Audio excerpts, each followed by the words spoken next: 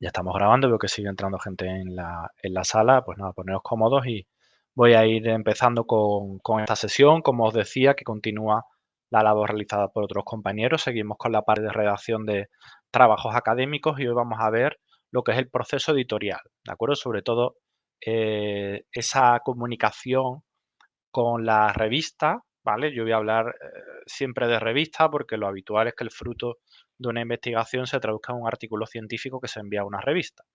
Pero bueno, esto se puede aplicar a una editorial, a un capítulo de libro y a otros materiales, ¿vale? Pero seguramente en el 90-95% de las ocasiones vamos a estar hablando de un artículo de revista. Bueno, mi nombre es Álvaro Cabezas Clavijo, soy profesor de UNIR, desde la Universidad Internacional de La Rioja de 2020, y también soy el director del Servicio de Incentivación de la Calidad de la Investigación, ¿de acuerdo? Por tanto, pues también tengo una labor importante en todo lo que es la gestión y la evaluación de la investigación en nuestra universidad. Y tengo también experiencia pues, en la parte, en la empresa privada, en asuntos también de evaluación científica. También soy socio de una empresa consultora de asesoría y evaluación científica. Por tanto, pues llevamos muchos años trabajando con profesores de universidad, ayudándoles a que progresen en su carrera académica, asesorando sobre dónde deben publicar para que le estén para tener el mayor impacto y la mejora, el beneficio profesional correspondiente. Y también, evidentemente, pues tengo experiencia académica y en la publicación de artículos científicos, ¿no? Que es un poco lo que vamos a comentar hoy realmente, ¿vale? No nos vamos a centrar en tanto en los temas de evaluación como en los temas de gestión de esa comunicación y gestión del manuscrito, pero también temas internos que creo que son interesantes y están muy, muy relacionados, ¿de acuerdo? También vamos a hacer alguna mención al tema de ética e integridad científica, que también pues, es un asunto pues, que preocupa mucho. A mí me preocupa mucho y en todos los países preocupa. De hecho, en Perú, que había por aquí algunos compañeros de Perú, el SUNEDU acaba de publicar una directriz sobre el tema de malas prácticas académicas, malas prácticas científicas. ¿Vale? Digo Perú, pero sé que es un interés que está ocurriendo en muchos países, ¿eh? Pero en Perú principalmente pues han salido también una serie de investigaciones, han salido una serie de programas también televisivos, ¿verdad? Hablando de la compra de autoridad científica y hay un interés evidente en poner coto a estas malas prácticas que, bueno, que se están detectando, ya os digo, ocurre en todos los países, ¿vale? De todos los ámbitos. Bueno, esto es un poco lo que vamos a ir viendo en las 2 horas que tenemos programadas para esta sesión. Aquí en España son las 6 de la tarde, 6 y 5. Estaremos hasta las 8 aproximadamente. Y estas son las cuestiones que quiero que veamos. ¿De acuerdo? Vamos a ver en primer lugar cómo es el proceso de envío de un manuscrito a una revista científica, también el proceso previo de envío, ¿de acuerdo? El proceso previo de envío, lo que es el propio envío. Uno de esos aspectos, como es la carta de presentación, que quizás ya no es obligatorio en todas las revistas, pero sí es interesante tenerlo en cuenta, ¿eh? Sea como carta de presentación o sea como un formulario online que se rellena. Creo que es bueno hacer ese ejercicio de reflexión y cuando se envía un trabajo a una revista indicar qué es lo relevante de este artículo, qué es lo que aporta, porque este artículo tiene que publicarse en la revista, ¿vale? Hay que hacer una apelación también e intentar pues mostrar esos puntos fuertes, ¿no? del artículo para que, bueno, pues también llame la atención del editor.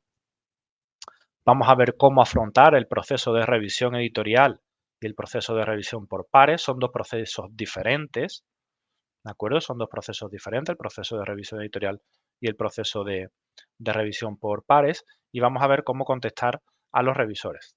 Comenta que no se escucha el audio, Karen. ¿Los demás no lo escucháis tampoco?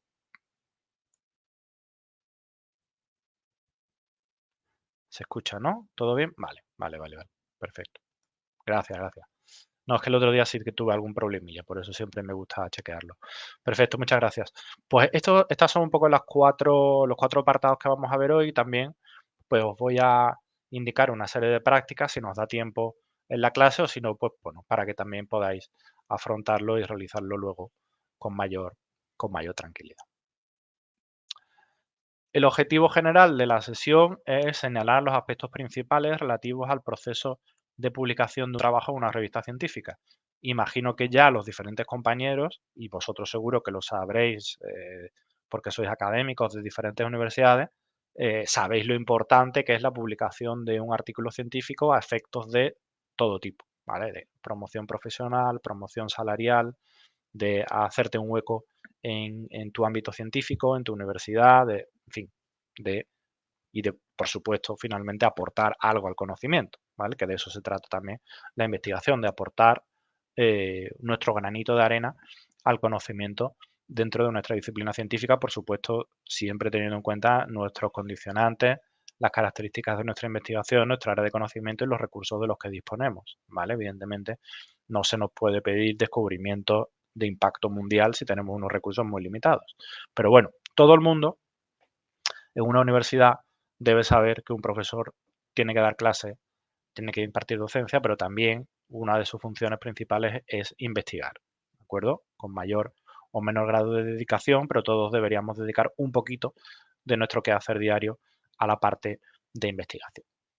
Bueno, este es el objetivo general y como objetivo específico, pues ver las cuestiones principales a concretar previamente al envío del trabajo a una revista científica. Son cuestiones que lo ideal es concretarlas antes, ¿vale? Y hablarlos bien en el equipo de trabajo. También asumimos que la investigación generalmente se realiza en colaboración. Algunos de vosotros haréis investigación en solitario porque estáis en un área de trabajo donde se publica en solitario. Pero con carácter general, en la mayor parte de disciplinas científicas se trabaja en colaboración.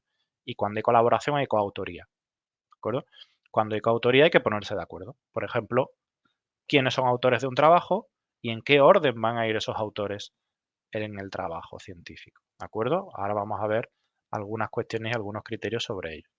Aspectos relativos a autoría, afiliación y otras secciones que deben registrarse adecuadamente en el manuscrito científico, ver los principales apartados con los que debe contar la carta de presentación a una revista académica, explicar ese proceso editorial en una revista y también cómo podemos afrontar ese proceso de evaluación por parte de los revisores, ¿vale? Esas respuestas del revisor con trabajo aceptado con cambios menores, trabajo al que hay que realizarle cambios mayores para que sea de nuevo revisado y eventualmente aceptado o trabajo aceptado o rechazado directamente, ¿de acuerdo? Que son, bueno, dos situaciones, sobre todo la de trabajo aceptado directamente es muy rara, ¿verdad? Es muy inusual.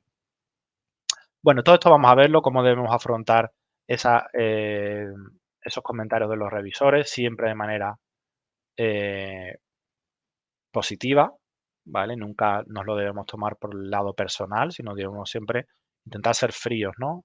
Y comedidos en todas las respuestas y ante todas las limitaciones o ante todos los comentarios que nos hagan los revisores. Uno de los aspectos, asumimos ya, llegado a este punto, que ya, bueno, el curso anterior era como la redacción del trabajo científico, o sea, asumimos ya en este punto que hay un trabajo en marcha, ¿vale? Un trabajo de investigación en marcha y hay personas que colaboran en el mismo, en diferentes tareas. Bueno, y ahora debemos decidir si una persona que ha colaborado en esa investigación es una persona que debe figurar como autora del trabajo o simplemente como colaboradora, ¿de acuerdo? Bueno, indica el Comité Internacional de Editores de Revistas Médicas, el ICME, ¿de acuerdo? Y esto se ha convertido en un estándar internacional, ¿de acuerdo? Aunque sea originalmente de revistas médicas, esto se ha convertido en un estándar en todas las áreas de conocimiento. Indica esta organización que para ser considerado como autor se deben cumplir estas 4 condiciones que aquí aparecen. Y se deben cumplir las 4, ¿eh? Ojo, se deben cumplir las 4 que aquí aparecen. En primer lugar, se debe haber realizado una contribución sustancial a la concepción o diseño del trabajo o a la adquisición, análisis o interpretación de los datos. Fijaos, no hay que hacer contribuciones sustanciales a todas estas cuestiones. A la concepción o diseño del trabajo, es decir, si tú has contribuido al diseño del trabajo, ¿vale? La estructura, aunque luego no hayas hecho la adquisición o incluso el análisis de los datos, va en principio cumples esta característica, la número 1, ¿de acuerdo? Igualmente, si has contribuido de manera sustancial al análisis de los datos o a su recopilación, también cumplirías este primer criterio. Pero ojo, que no es el único, ¿de acuerdo? No es el único. El segundo criterio habla de que también es necesario haber o bien redactado el manuscrito o haber realizado una revisión crítica del mismo.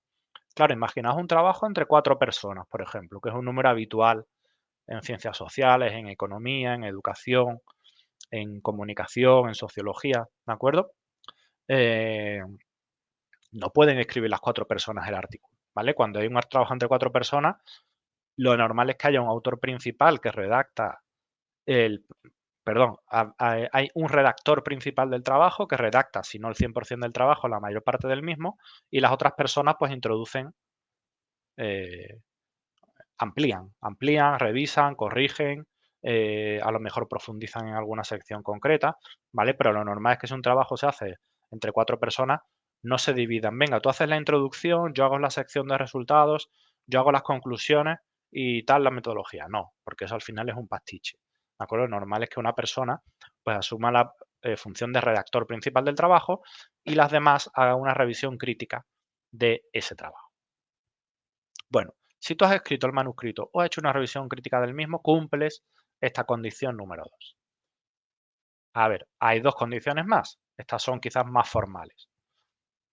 En primer lugar, o en tercer lugar, según este listado, todo autor que aparezca en un trabajo científico debe haber aprobado la versión definitiva, es decir, la que se envía a la revista científica.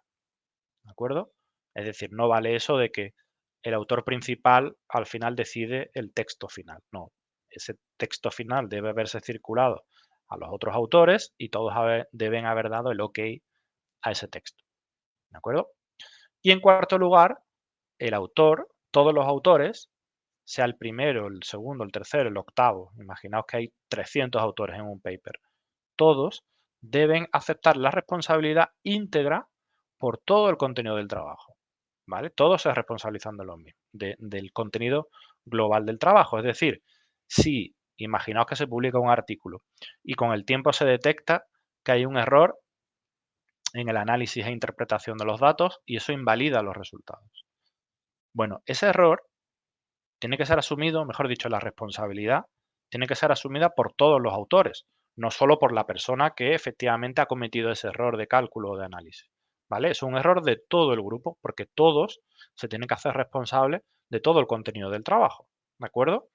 Por tanto, cuando hay un artículo retirado, retractado por cualquier cuestión, eso afecta a todos los autores, no solo a la persona que ha cometido el error o que ha cometido cualquier tipo de irregularidad, ¿de acuerdo? Afecta a todos. Bueno, estos 4 criterios, como os digo, son esenciales para que una persona pueda ser considerado autor de un manuscrito científico. Cuando una persona solo cumple alguna de estas características, esa persona debe ser acreditado, como aparece aquí en la sección de agradecimientos del artículo.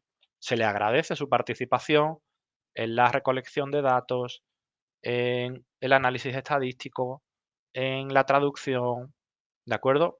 En facilitar algún tipo de elemento de instrumental que hace falta para realizar ese trabajo, pero no es autor, ¿vale? No acredita como autor del trabajo. Esto evidentemente la revista no puede saber lo que ha hecho cada cual, ¿de acuerdo? La revista no puede saber lo que ha hecho cada persona, por tanto, hay un componente ético aquí importante de cumplir todo esto, ¿vale? Que todos los autores de un trabajo pues cumplan estas 4 condiciones.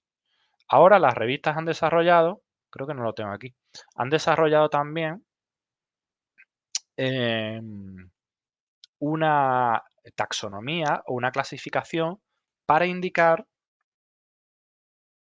qué hace o qué ha hecho cada autor dentro del trabajo, ¿vale?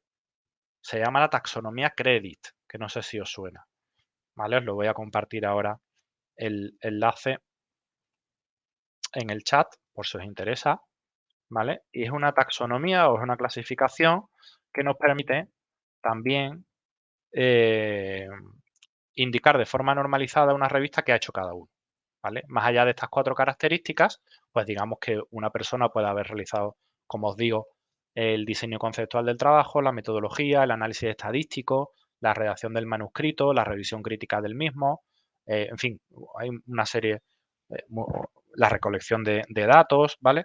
Puede haber muchas tareas, ¿vale? Muchas tareas que se pueden realizar en un artículo científico. Pues esta taxonomía nos ayuda a definir esto. Y ya hay algunas revistas que nos lo piden, ¿vale? Ya hay algunas revistas que dicen, no, no, usted indíqueme qué ha hecho cada autor, pero además usando esta clasificación, ¿vale? O este formulario, si lo queréis así.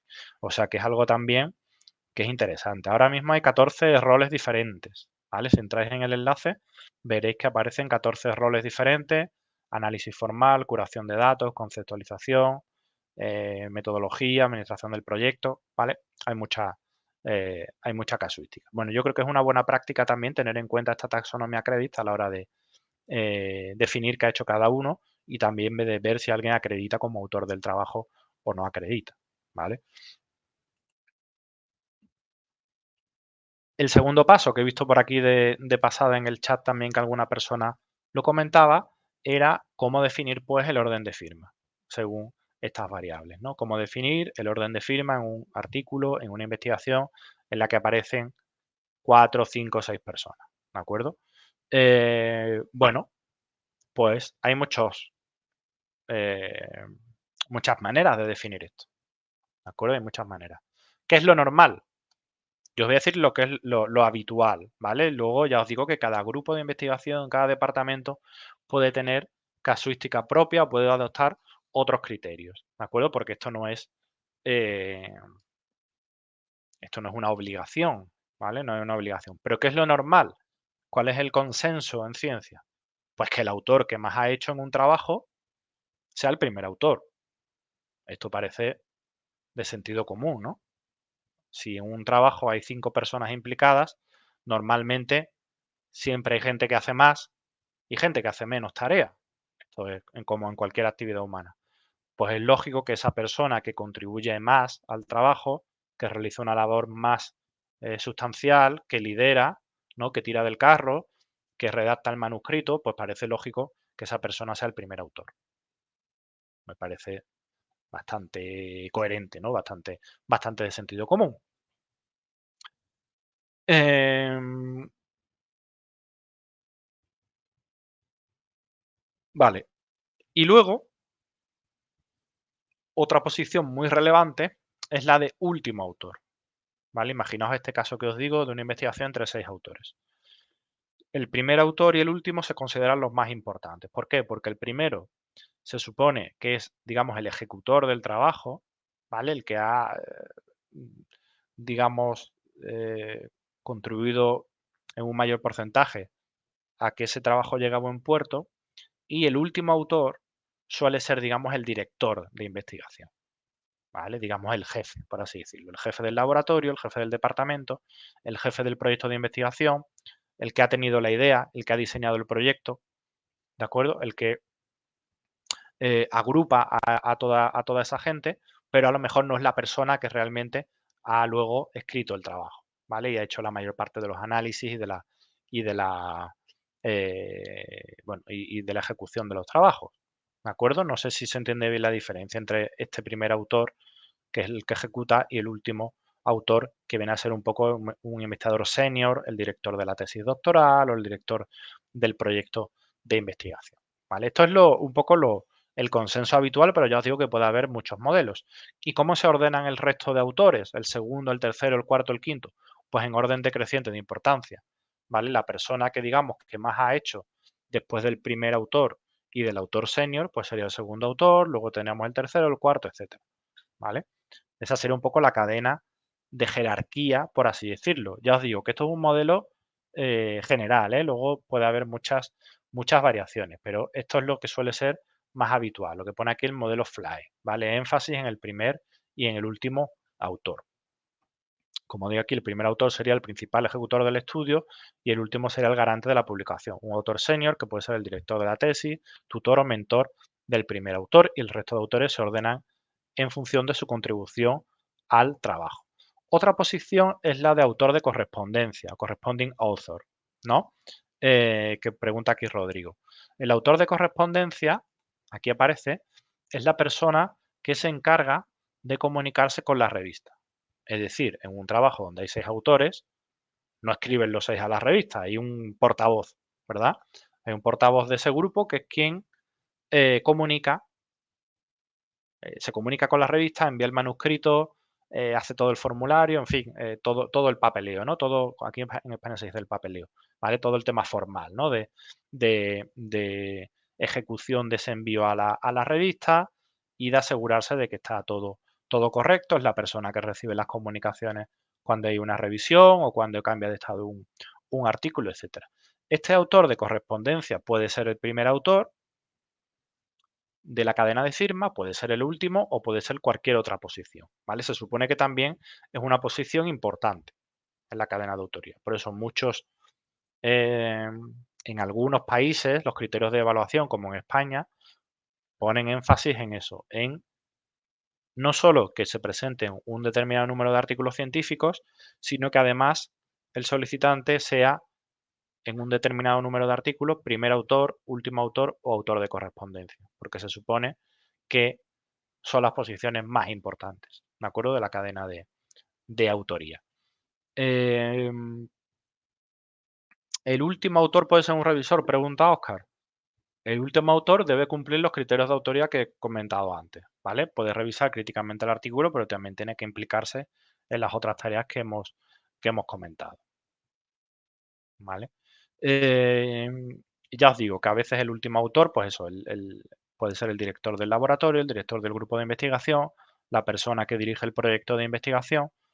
Estos son acuerdos ya internos, pero suele ser un poco el garante, ¿vale? El investigador senior que ya tiene peso, tiene trayectoria y habitualmente aparece como último autor, mientras que el autor junior, pues el que realiza y ejecuta la investigación que se está presentando, ¿de acuerdo? Ya os digo, al final el autor de correspondencia, pues es una posición también importante y, bueno, así aparece también en las bases de datos. Si entráis en Web of Science o en Scopus, se distingue también el autor de correspondencia y ya os digo que en algunos esquemas de evaluación, pues es importante, ¿vale? Es importante esta posición. Ya es verdad que en el mundo actual ha perdido un poco de importancia porque al final antes el autor de correspondencia, fijaos, ¿por qué se llama así? Porque cuando teníamos las revistas en papel, no existía formato electrónico, pues era el autor que recibía las peticiones eh, de otros autores por correo físico, me refiero, ¿de acuerdo? Y este es el autor que le enviaba lo que se llamaba la separata. La separata era el artículo en papel y se le enviaba por correo postal a ese autor, a ese investigador que lo pedía, ¿vale? Entonces tenía sentido que hubiera un poco el autor de correspondencia porque es la persona con la que había que contactar, ¿vale? Para pedirle el artículo. Claro, aparecía no solo no el email, que no existía, sino la dirección física, la dirección postal del departamento, de la universidad, etcétera. Eso ahora ha perdido un poco de sentido con el entorno online, ¿no? Porque todos los autores están a un email de distancia, ¿verdad? Por tanto, pues quizá no tiene tanto sentido este rol y ya es más un rol técnico, ¿de acuerdo? Es más un rol técnico de subir los documentos a una plataforma, muchas veces. La plataforma de Elsevier, la plataforma de Wiley, la plataforma de cualquier revista científica, que, bueno, si habéis lidiado con ella, pues sabéis que también lleva un poco de tiempo, ¿no? Preparar esa versión final, adaptar el manuscrito a los requerimientos de la revista, todo eso. De eso vamos a hablar luego más tarde. Bueno, esto es importante, ¿de acuerdo? Concretar quién va a ser autor y el orden de la autoría. Yo diría no solo antes del envío, sino cuando antes incluso de iniciar la investigación, no está mal decir, venga, tu primer autor, tu segundo autor, tu tercer autor. Así luego no hay disputas ni sorpresas de última hora. Me acuerdo que todos los que hemos estado en la universidad o hemos trabajado un tiempo, pues seguramente, o muchos de nosotros, pues hemos tenido sorpresas, ¿no? Con este asunto y hemos tenido pues malos entendidos o bueno, disputas con compañeros o con jefes, ¿no? Y bueno, hay que evitar esto, esta situación de tensión. Yo creo que si se habla de antemano, pues evitamos llegar a ese punto de conflictividad, ¿no? Que nunca es deseable en el entorno, en ningún entorno, pero mucho menos en el académico. Hay que tener en cuenta que cuando hay un trabajo con muchos autores, a veces no aparecen como autores, sino que en la propia identificación, perdón, en la propia publicación se identifican como colaboradores o grupos colaborativos, ¿vale? Grupos colaborativos. Este es un ejemplo, aquí os pongo un artículo que tiene una serie de autores, ¿vale? Con su nombre y apellido, pero luego también aparece un autor eh, colectivo o autor institucional, que se dice, ¿de acuerdo? Y aquí veis que no aparece su nombre. Luego hay un anexo donde sí que aparecen quiénes son los integrantes de ese grupo de trabajo. Pero eso no es igual, por ejemplo, aquí estos nombres, ¿vale? Estas personas no se pueden considerar como autores del artículo. Son colaboradores, son miembros de un grupo de trabajo, pero no se les considera como tal autores del artículo y por tanto, pues no se les reconoce a efectos de carrera promoción profesional. Otro aspecto recomendable, es un aspecto formal, es que usemos siempre el mismo nombre de autoría, ¿de acuerdo? Nosotros en los países latinos tenemos nombre de pila y dos apellidos, ¿verdad? Esto no ocurre en el ámbito anglosajón. Los anglosajones tienen un solo apellido, ¿vale? Pero nosotros tenemos dos. Y tenemos que intentar ser consistentes, ¿vale? Por ejemplo, alguien que se llame María del Rosario González Gómez, pues debe decidir a efectos de publicación científica si va a ser María del Rosario o va a ser Rosario o va a ser María Rosario, ¿de acuerdo? Y si va a firmar con su primer apellido o con sus dos apellidos. En caso que firmemos con los dos apellidos, que es lo recomendable, siempre debemos unir los apellidos por un guión, ¿de acuerdo? Por un guión. ¿Para qué? Para que luego las bases de datos de indexación, las bases de datos internacionales, tomen nuestros dos apellidos como un único componente. Si no le ponemos el guión, ¿qué va a ocurrir? Que la base de datos piensa que nuestro segundo apellido es nuestro primer apellido y que nuestro primer apellido es parte del nombre de pila, ¿de acuerdo? Por tanto, va a dificultar la recuperación en las bases de datos internacionales. Por tanto, recomendación, que usemos siempre el mismo nombre en la firma, que firmemos con nuestros dos apellidos y que además lo unamos por guión, ¿de acuerdo? Y por supuesto que tengamos vinculados un identificador normalizado como puede ser ORCID, ¿vale? ORCID es ahora un poco el estándar, de que os pongo también el enlace, por aquí y si alguien no tiene su ORCID, pues recomiendo que se dé de alta en este sistema y así tiene su identificador también normalizado que ya piden muchas revistas científicas cuando enviamos el artículo, ¿vale? Viene a ser un campo muchas veces indispensable. Pero preguntaba Jorge si puede haber más de un autor de correspondencia. No, suele haber un único autor, ¿vale? De correspondencia, no, hay un único autor de correspondencia. Lo que sí puede haber, y a veces aparece así en los artículos, es la responsabilidad principal, ¿vale? En algunos casos hay trabajos donde aparece una nota en los autores que dice el primer y el segundo autor han contribuido igualmente o de manera eh, de igual manera a este trabajo científico. Es decir, digamos que habría esos dos autores principales. ¿De acuerdo? A veces aparecen algunos artículos. ¿Vale? Eh, digamos que se comparte esa autoría principal, por ejemplo, entre el primer y el segundo autor. ¿Vale? En casos donde realmente pues los autores entienden que no hay un autor único principal, sino que habría dos autores que comparten que son los que más han hecho en ese trabajo. ¿De acuerdo? Entonces a veces aparece esa nota en algunos artículos, pero realmente eh, como dos autores de correspondencia no. Ahí solo puede haber uno. En el mundo se puede colocar un nombre y un apellido, pero eso va, sobre todo si es un apellido común, lo que va a hacer también es dificultar la recuperación de información. Lo ideal es tener el nombre y los dos apellidos. La tilde aumenta la complejidad en el apellido también, efectivamente, puede aumentar. Yo de todas formas siempre incluyo las tildes, ¿eh? O sea, ahí no suele haber, no suele haber problema. Mónica, si no es el primer autor, es que eso depende de los criterios de las agencias reguladoras. si la agencia reguladora pide que se presente un determinado número de artículos, pero además, en una parte importante de ellos se debe aparecer como primer autor o como último autor. ¿De acuerdo? Eso depende de la agencia de cada país. Si no se indica en los criterios o en los concursos de promoción profesional o en las regulaciones de esa agencia, pues no habría problema. Pero lo normal es que muchas agencias pidan un número mínimo al menos de artículos como autor principal, como primer autor o como último autor. ¿De acuerdo? Hugo, si aparecen 10 autores y el décimo es también el autor de correspondencia, pues nada, ¿vale? Ya digo que ese rol se puede compartir. Tommy, ¿por qué el guión? Lo que os digo, para que en las bases de datos internacionales, cuando se indexa ese artículo, no se indexe bien, ¿vale? Se registre bien en la base de datos. Si no ponemos el guión, lo que va a hacer el sistema anglosajón es que entiende que el segundo apellido nuestro, porque ellos solo tienen un apellido, ¿vale? Entonces entienden que la última partícula del nombre, en mi caso Clavijo, sería mi primer apellido y entiende que Álvaro Cabezas sería el nombre, ¿de acuerdo? Por tanto, ¿cómo aparecería ese artículo mío en una base de datos? Como Clavijo. Aparecería por Clavijo Álvaro C.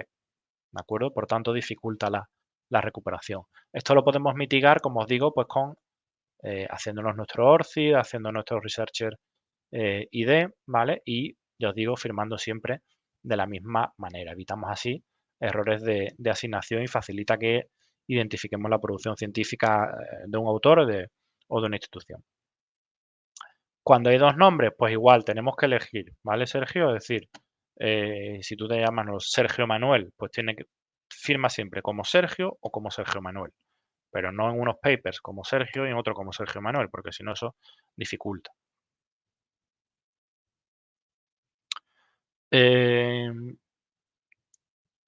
Oscar, mantener el formato de firma no entiendo lo que te refieres, ¿vale? Olga, bueno, no se pierde la información, ¿vale? Lo único que es más, al final, yo creo que es una buena medida, ¿vale? Es una buena medida y, bueno, hay bases de datos que hacen mejor las cosas y otras peor, pero en general es una buena medida, ¿vale? Para que no perdamos, eh, no vamos a perder, ¿vale? Pero para que facilitar la recuperación de información. Luego también tenemos la afiliación institucional, ¿vale? Nosotros cuando mandamos un artículo a una revista ponemos nuestro nombre y ponemos a la institución, el nombre de la institución a la que pertenecemos en la que desarrollamos nuestra investigación. Aquí hay muchas instituciones, muchas universidades que indican cómo se tiene que escribir el nombre de la institución, ¿de acuerdo? Por ejemplo, los nombres de las instituciones, eh, aunque sean una revista en inglés, ¿de acuerdo? El nombre de la institución siempre debe aparecer en el idioma original. Es decir, si yo soy de la Universidad de Guayaquil, ¿de acuerdo? En el artículo debo incluir Universidad de Guayaquil, no Guayaquil University, ¿de acuerdo? O University of Guayaquil. Debería siempre poner el nombre de la institución en el idioma original, ¿vale? En el idioma original. Pero ya os digo, aquí cada institución pues tiene unas directrices y lo ideal es seguir esas indicaciones. Siempre va a haber que poner la institución a la que pertenecemos. La institución a la que pertenecemos y el departamento o la facultad o el grupo de investigación, ya como esté configurada la investigación en vuestra universidad. En mi universidad, por ejemplo, no hay departamentos. Ponemos la facultad, ¿vale? Ponemos el nombre de la universidad y el nombre de la facultad y la dirección física, ¿vale? De la universidad. Doble afiliación, Mariela, pues pones las dos vinculaciones que tienes, ¿de acuerdo? También no hay ningún problema. Igual que pones unas, pones dos, no hay ningún problema. Sí, en inglés parece como más, no, pero hay que ponerlo, ya os digo que en principio lo ideal, ¿vale? Lo recomendable es ponerlo en español. Otras cuestiones que creo que hay que revisar, aspectos formales que yo creo que es interesante ver antes de enviar el artículo. Por ejemplo, la bibliografía, ¿vale? Aquí me puedo un poco mi formación, que yo soy bibliotecólogo, ¿vale? De formación y me puede aquí un poco, ¿no? Todo este tema de las fuentes de información, referencias y tal. Es muy importante que nosotros usemos bibliografía actualizada a la hora de redactar un artículo de investigación y adecuado al perfil del lector que va, en teoría, a leer nuestro trabajo, ¿de acuerdo? ¿Qué significa esto? Que si yo voy a publicar, que si yo quiero publicar en una revista en inglés, la bibliografía, al menos el 90%, debe estar en inglés, porque si yo pongo bibliografía en español, un chino, un turco, un indio, un estadounidense, un canadiense, un italiano, bueno, un italiano igual sí, un sueco, un alemán, va a ser difícil que pueda leer ese artículo, ¿vale? Entonces, ¿qué es lo ideal? Que la bibliografía esté en inglés, ¿vale? Que la bibliografía esté en inglés. Si vamos a publicar en una revista que es en español, pues ahí tiene sentido que si podamos incluir más referencias bibliográficas en nuestro idioma, ¿vale? Pero si vamos a intentar ir a una revista en inglés, por favor, que la gran parte, la inmensa parte de esas referencias bibliográficas estén en inglés. Yo he revisado trabajos que se pretendía que fueran a revistas en inglés, donde el 90% de la bibliografía era en español. Y evidentemente eso no tiene ninguna posibilidad de ser aceptado por una revista en inglés, ¿de acuerdo? Igualmente, que esté actualizada la bibliografía. Entiendo que esto depende mucho de la temática. Si hay alguien de historia del arte, a lo mejor dice, oye, en mi disciplina, pues no hace falta citar trabajos muy recientes, ¿de acuerdo? Pero si estamos en un área de un desarrollo muy potente, poner inteligencia artificial, por ejemplo, yo no puedo citar trabajos. Sí puedo citar algún trabajo clásico, antiguo, pero la mayoría de las referencias bibliográficas tienen que ser actuales, porque si no el editor va a coger ese manuscrito, va a tomar ese manuscrito y va a decir, oiga, esta persona, este grupo no está actualizado, me está contando una milonga de hace 10 años, pero esto no es lo que hay ahora, ¿de acuerdo? Por tanto, debemos tener fuentes bibliográficas actualizadas y relevantes, de calidad. No citemos trabajos de alumnos, trabajos de grado, trabajos de maestría, documentos de los cuales no sabemos el autor, ¿de acuerdo? Documentos de escasa circulación, tipo actas de congreso, que eso no suele ser visible y no suele ser verificable por parte de un evaluador o de un editor, ¿de acuerdo? Por tanto, en la medida de lo posible, debemos usar fuentes de relevancia. Vicente, aunque el documento haya sido publicado en español, vamos a ver, si el documento ha sido publicado en español, lo tienes que referenciar en español. Lo que yo digo es que si vas a ir a una revista inglesa, que use fuentes en inglés, ¿de acuerdo? No que traduzcas la fuente española al inglés, ¿de acuerdo? Em, Angelita, ¿cuánto tiempo se tiene para publicar una investigación? Pues mira, una investigación puede tardar 2 días o 2 años o 2 meses, ¿vale? Eso depende de la naturaleza de la investigación. Normalmente es un trabajo arduo, ¿vale? Es un trabajo que no es rápido, lleva tiempo la recopilación de datos, el análisis, la redacción, la revisión, en la comunicación luego con la propia revista. Esto es un trabajo arduo, ¿vale? Un trabajo bastante arduo. Vale, ¿qué más cuestiones? Bueno, estas cuestiones. Extensión, título, palabras clave, secciones, calidad del inglés. Es muy importante leer, parece también de sentido común, pero por mi experiencia muchas veces no lo hacemos. Hay que leer las instrucciones a autores de las revistas. Todas las revistas científicas cuentan con unas instrucciones a autores, donde nos dicen cómo tenemos que presentar el trabajo, qué tipo de trabajo se acepta, cuál debe ser la longitud, la extensión de ese trabajo, el número de palabras. Hay revistas que piden trabajos máximo 10.000 palabras, máximo 6.000 palabras, ¿vale? Depende, depende de la revista. Eh, hay revistas que hablan en folios, 20 folios, 15 folios, 10 folios, ¿de acuerdo? Depende de la revista. Debemos tenerlo en cuenta. Si a nosotros una revista nos dice que máximo permitido es de 8.000 palabras y nosotros mandamos un trabajo de 12.000 palabras, evidentemente nos van a rechazar directamente el editor. Vamos a tener un rechazo editorial por no ceñirnos a las normas de publicación de la revista.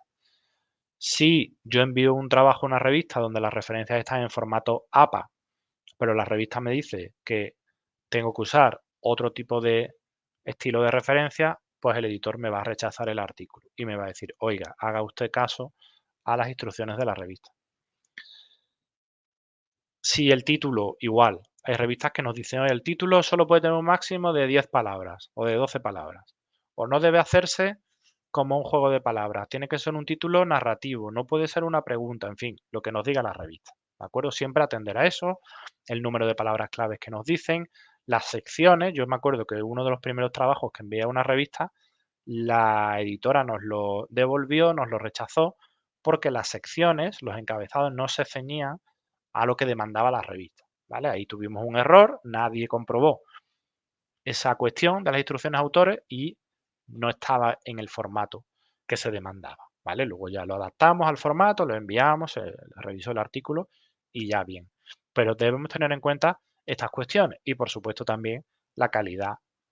Si va a una revista en inglés, pues que el trabajo haya sido o bien revisado o traducido por un nativo, o bien que tengamos seguridad de que ese artículo tiene un inglés correcto, ¿vale? No os digo que sea un inglés sobresaliente, un inglés correcto, para que no nos lo rechacen. Porque si un editor ve un artículo pues que no se entiende, ¿vale? O que tiene errores evidentes gramaticales, pues igualmente nos lo va a rechazar. A veces pasan también artículos que están mal escritos en inglés, pero bueno, si no lo dice el editor, al final lo va a decir un revisor. Oiga, tiene que mejorar la calidad del inglés de este manuscrito. ¿De acuerdo? Eso es muy común, ¿eh? Además, un comentario muy común en la revisión. Oiga, el inglés no tal. Incluso, bueno, pues hay que mejorarlo, ¿vale? Hay que asegurarnos de que eso está bien escrito en inglés. Tenemos otras secciones que pueden aparecer y que debemos tener en cuenta, ¿vale? A la hora de mandar el trabajo. Por ejemplo, conflictos de interés, ¿vale? Un conflicto de interés, esto va muy en boga con esto que os he comentado antes de la ética y de la integridad de la investigación. Si hay un conflicto de interés, imaginaos un trabajo sobre un nuevo fármaco, ¿vale? Medicina, un ensayo clínico donde se prueba un nuevo fármaco de un laboratorio farmacéutico, no sé, Pfizer.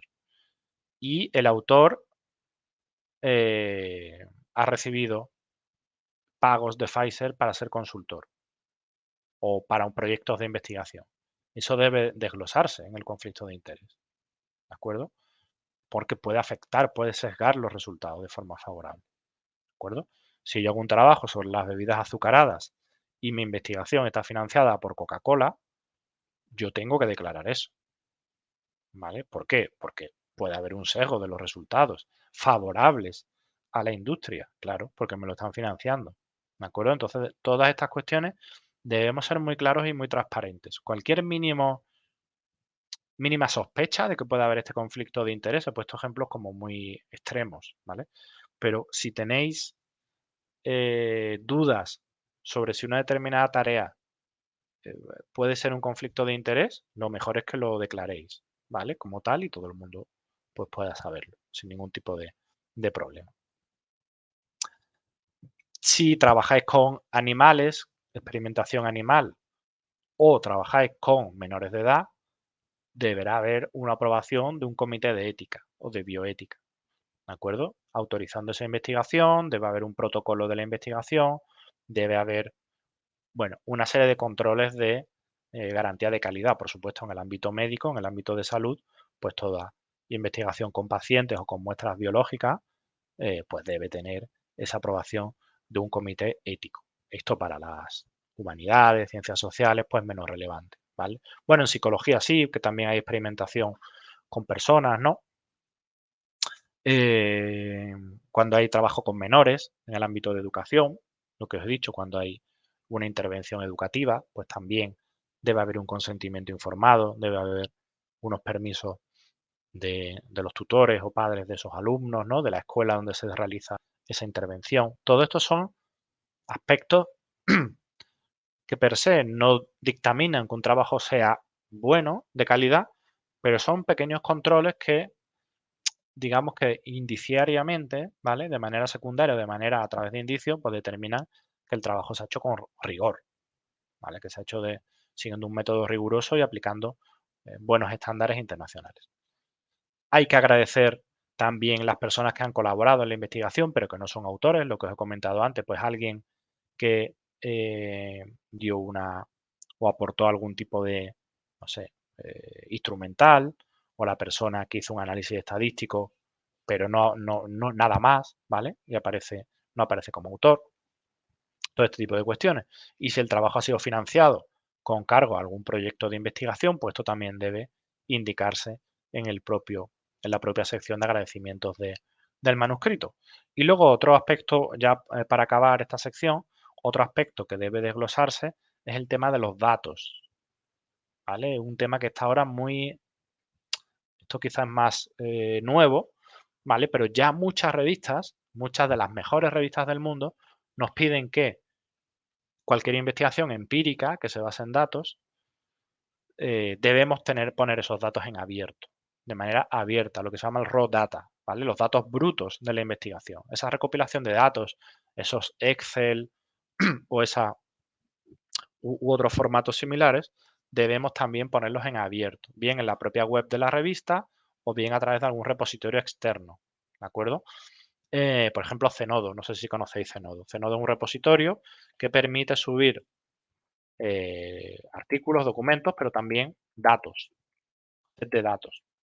Muchos repositorios institucionales también lo permiten, ¿vale? Pero Zenodo es ahora el que parece que está pegando más fuerte a nivel mundial. También en anexo, Jorge, efectivamente, se pueden poner datos en anexo, ¿vale? También se puede hacer así. Anexo como datos complementarios, efectivamente. Así es. David comentaba, ¿el índice de impacto es solo medible en cuanto a otras investigaciones o cuentan las citas en libros y otras publicaciones? El índice de impacto es un indicador que se aplica a las revistas científicas, ¿vale? Que se basa en el número de citas que reciben.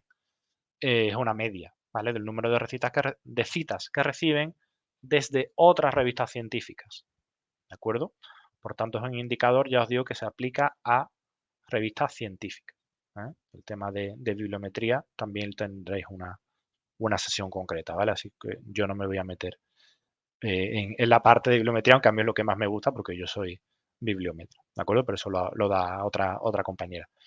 A ver, cuando son anónimas, Patricio, cuando son datos que tienen que ser anonimizados, o sea, esos datos se tienen que anonimizar, ¿vale?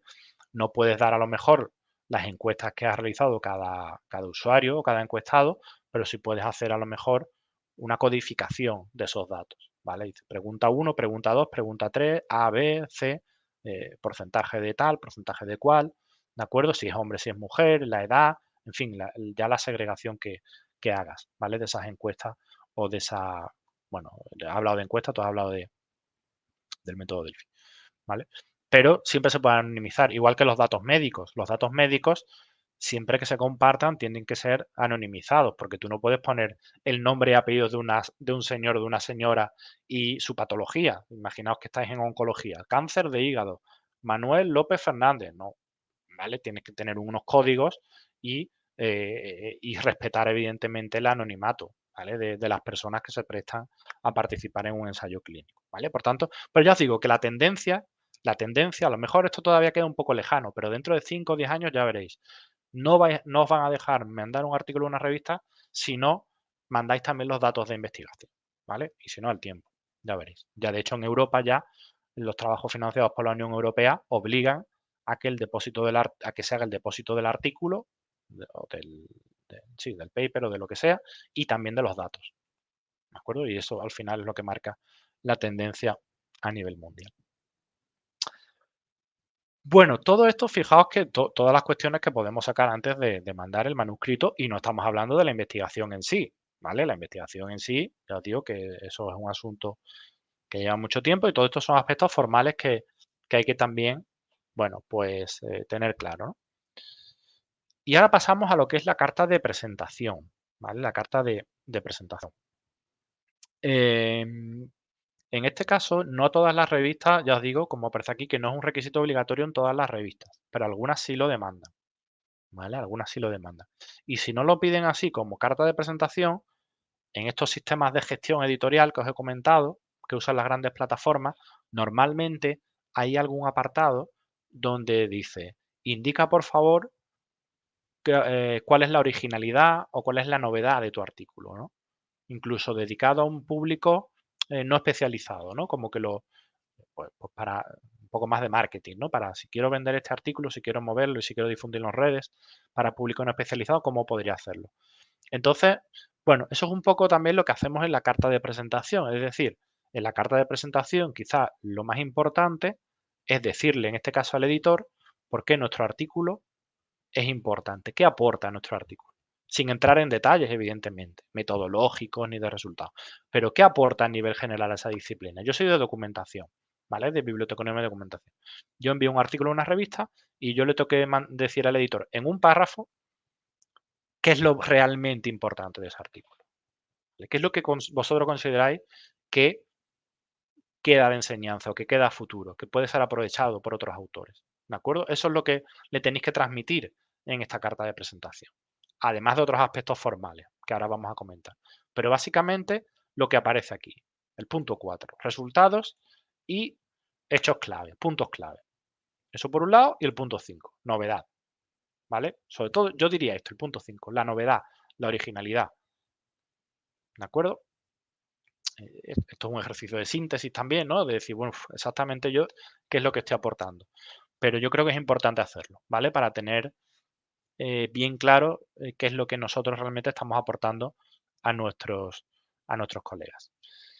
Em, Perdona, que veo que hay un par de preguntas más por aquí. Óscar, dedicatoria no, ¿vale? Esto no es un libro o una tesis doctoral, ¿vale? Un artículo, no hay dedicatoria.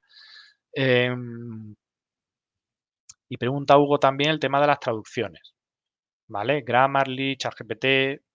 A mí ChatGPT, por ejemplo, me parece que hace traducciones bastante buenas, ¿vale? Porque además te permite eh, decir, le puedes decir que te lo eh, parafrasee, ¿no? Que te lo traslade a un formato más académico. O sea que a mí me gusta. A mí me gusta como lo hace, ¿vale? Luego siempre todo es mejorable.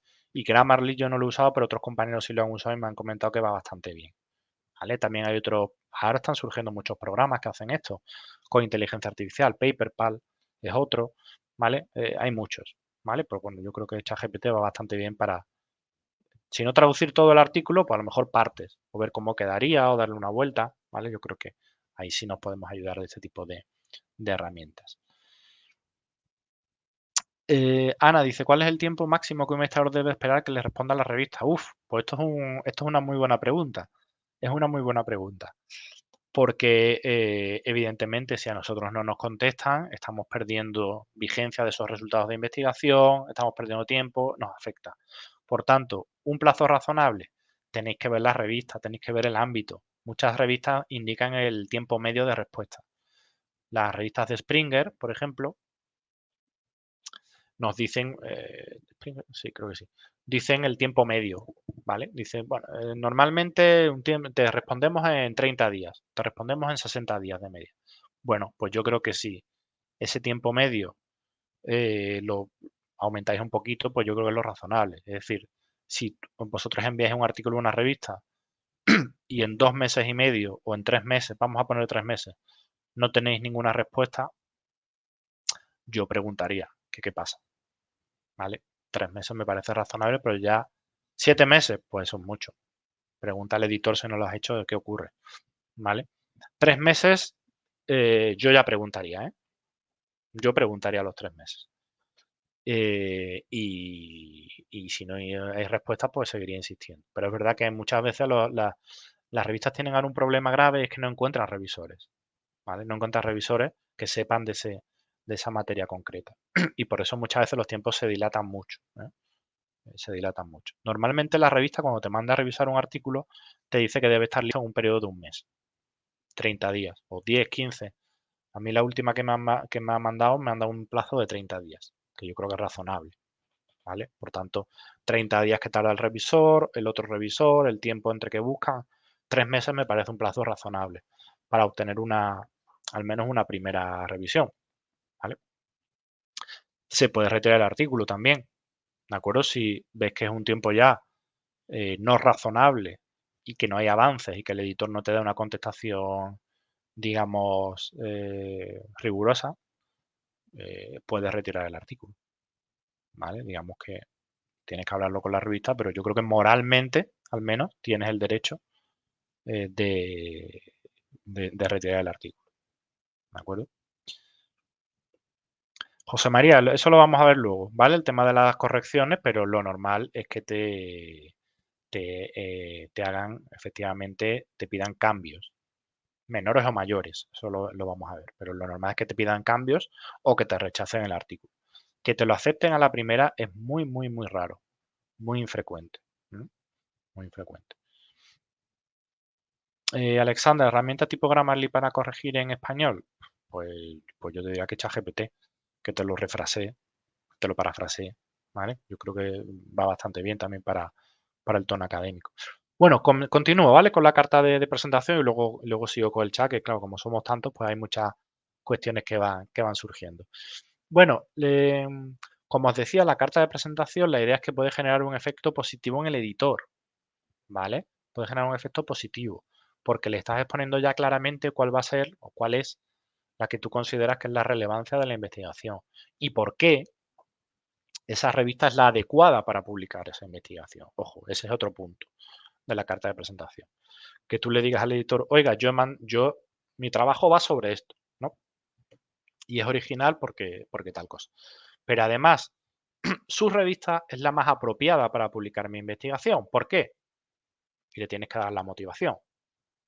¿Cuál será la motivación? Pues normalmente la motivación será que hay otros trabajos similares publicados en esa misma revista, ¿vale? Es decir, que esa revista tiene interés en publicar trabajos de esa línea de investigación, por tanto, parece lógico, pues, enviarlo a esa revista, ¿de acuerdo? En este caso, la carta de presentación debe hacerse de manera personalizada, ¿vale? Directamente al editor, es decir, poner el nombre del editor. Querido doctor López, querido doctor Norris, ¿de acuerdo? Es decir, se apela directamente al editor o editora por su cargo o por su apellido, ¿de acuerdo? Y tenemos que adecuar el contenido a la revista a la que se envía, ¿vale? Aunque nosotros podemos tener algún tipo de pequeña plantilla o idea, ¿no? Con estas cuestiones que vamos a ver aquí, luego tenemos que adaptarlo y personalizarlo, ¿vale? No puede ser cambio el nombre de la revista y ya, ¿vale? Porque eso se nota mucho, ¿no? Cuando es un modelo. Es una comunicación breve, ¿vale? Una carta de presentación, una cover letter, que se llama en inglés, no es 5 páginas, son 4 o 5 párrafos, sintética, medio folio, máximo 3/4 de folio. 4 o 5 párrafos donde, en la medida de lo posible, se deben incluir estas informaciones que aparecen aquí, ¿vale? Ahora vamos a verlo con un poquito de detalle. Pero básicamente las informaciones que aparecen aquí, ¿de acuerdo? Yasmín, efectivamente, ¿vale? Las revistas que cobran por publicación, eso se llama APC, ¿vale? El coste, la tasa de APC, de Article Processing Charge, se llama en inglés, ¿vale? Tasa de procesamiento de artículos y muchas cobran por ello, ¿de acuerdo? Pero bueno, ese es otro melón, ¿vale? Ese es otro asunto importante, pero que hay que tener en cuenta. Bueno, este es un poco el esquema que se propone para la carta de presentación, ¿de acuerdo? Un primer párrafo introductorio donde digamos de qué va el estudio, incluso podemos poner algunas cuestiones formales, ¿no?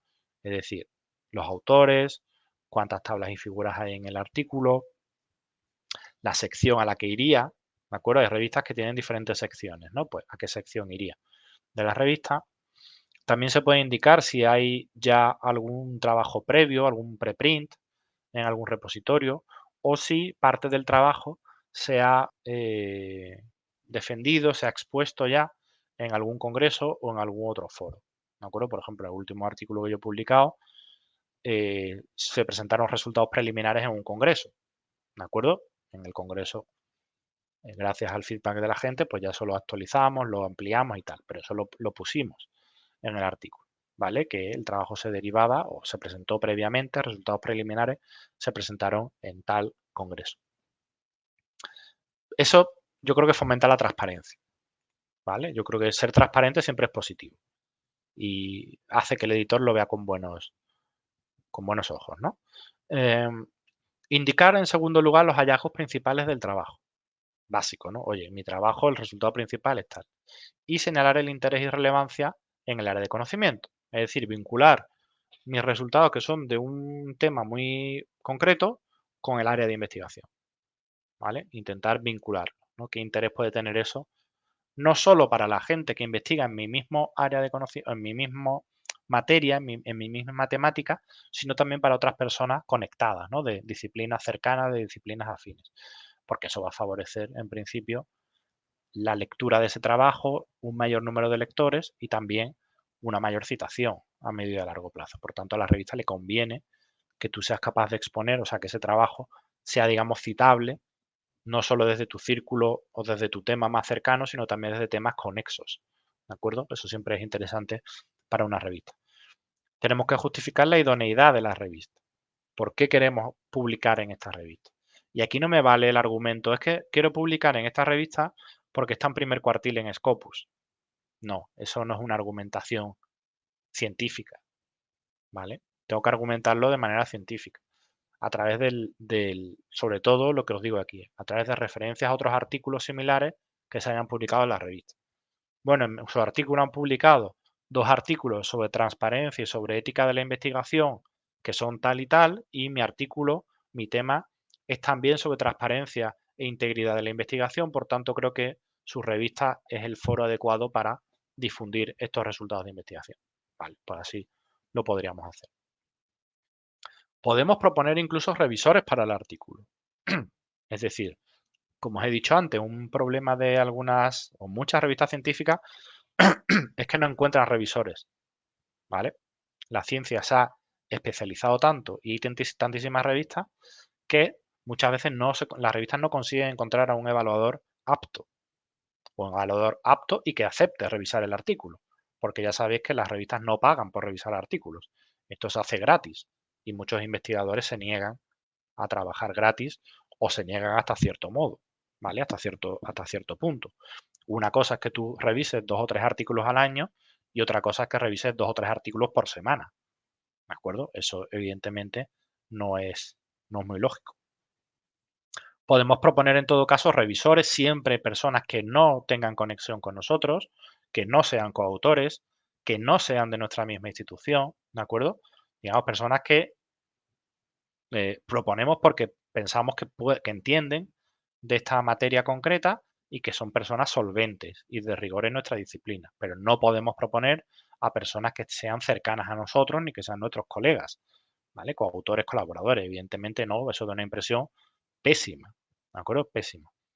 Sí que podemos proponer personas con las que tengamos una enemistad manifiesta, es decir, con las que nos llevemos muy mal, y sepamos que si esa persona revisa nuestro artículo, nos va a destrozar. ¿Por qué? Porque hay rivalidades personales, ¿vale? Rivalidades personales o rivalidades profesionales. Por tanto, bueno, ahí sí podemos decir, oye, Manuel López Rodríguez de la Universidad de tal no debería ser evaluador de este artículo porque existe una enemistad manifiesta con este autor.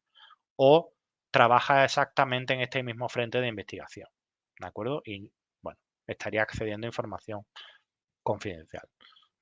Bueno, en algún caso lo podéis poner, pero esto no es obligatorio, ¿eh? Lo pongo aquí, opcional. Solo si hay algún caso flagrante, ¿vale? Decir, oiga, por favor, que esta persona no lo revise. Si vamos a una revista internacional, normalmente esto sobra, porque no tenemos ni idea de quién va a revisar nuestro artículo. Si va a ser un autor chino, turco, alemán, italiano, ¿de acuerdo? Es imposible que lo sepamos. Por tanto, esto creo que no tiene mucho sentido. Y cuestiones formales, ¿vale? Que el trabajo es inédito, que no está en revisión en ninguna otra revista y lo que os he comentado antes de los posibles conflictos de interés.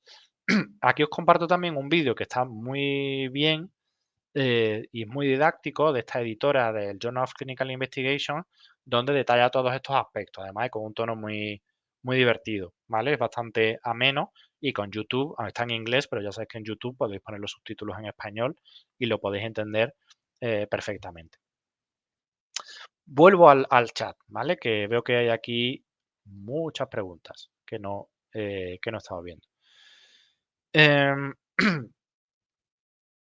Jenny, igual, con el tema de la comunicación con revistas, efectivamente hay casos de editores o de revistas que son poco rigurosas, ¿vale? Y bueno, puede pasar, ¿vale? Después de un año de respuesta te pueden rechazar el artículo, ¿vale? No es buena práctica, evidentemente, tú debes estar informada, un autor siempre debe estar informado de lo que pasa con su manuscrito, pero bueno, hay en todos los ámbitos hay gente que trabaja bien y gente que trabaja mal, ¿de acuerdo? ¿Qué pasa, Teresa, si es un artículo de tesis? ¿Es posible? Sí, no hay ningún problema, ¿vale? Lo puedes incluir también eh, como nota, ¿vale? Al editor, este artículo se deriva de una tesis doctoral, no hay ningún problema. En principio, eso sí, el trabajo debe ser inédito, es decir, esa tesis doctoral no puede estar publicada, ¿vale? Cuando nosotros mandamos un artículo a una revista, fijaos lo que pongo aquí, el trabajo debe ser inédito. Es decir, yo no puedo copiar y pegar lo que he puesto en mi tesis si ya está en abierto, si está pública, pasarlo a un artículo, ¿vale? Porque ese trabajo ya no sería inédito. Pero si es una tesis no publicada o si es una reformulación de un capítulo de la tesis, esto pasa mucho en humanidades y en leyes, en ciencias jurídicas, tú puedes reformular un capítulo de tu tesis y presentarlo como un artículo, ¿vale? Pero debe estar reformulado, reestructurado, reformado, ¿de acuerdo? Vicente, pues en esta carta al editor, ¿qué te digo? ¿Vale? En esta carta al editor se puede incluir y si no, en el artículo científico, pues por ejemplo, la sección de agradecimientos. Yo lo metí en la sección de agradecimientos porque aproveché para agradecer las contribuciones de los asistentes a esa conferencia, ¿vale? Pero ya lo indiqué, que ese trabajo se había presentado previamente. O en una nota, todos los, las revistas científicas suelen tener algún campo donde puedes incluir alguna nota, ¿vale? Algún comentario que quieras hacer público y si no existe, pues ya te digo, esta sección de agradecimientos siempre está disponible. Óscar, para un novato es mejor empezar como coautor junior con un investigador renombrado. Evidentemente, ¿vale? Cualquier novato debe tener siempre un tutor, un maestro, un mentor que le ayude, ¿de acuerdo? Y que le guíe. Si no, te aseguro que hacer investigación es muy, muy, muy, muy, muy complicado. A líder o a líder, en ningún lado se paga el proceso de revisión por pares. La labor del revisor eh, la pagan muy pocas revistas, muy, muy, muy raro. Normalmente se hace de manera gratuita o como mucho te dan algún tipo de pago en especie, tipo puedes acceder a esta revista gratuitamente durante un mes o cuestiones así, ¿vale? Pero muy, muy light, ¿vale? Un pago económico realmente muy pocas revistas lo hacen, ni las mejores del mundo, ¿eh? Ni las que cobran por publicar. Eso es lo más curioso. Yo por eso, por ejemplo, no me apetece nada revisar artículos para revistas que cobran por publicar, porque cobran por publicar, pero no pagan a los revisores por hacer su labor, ¿vale?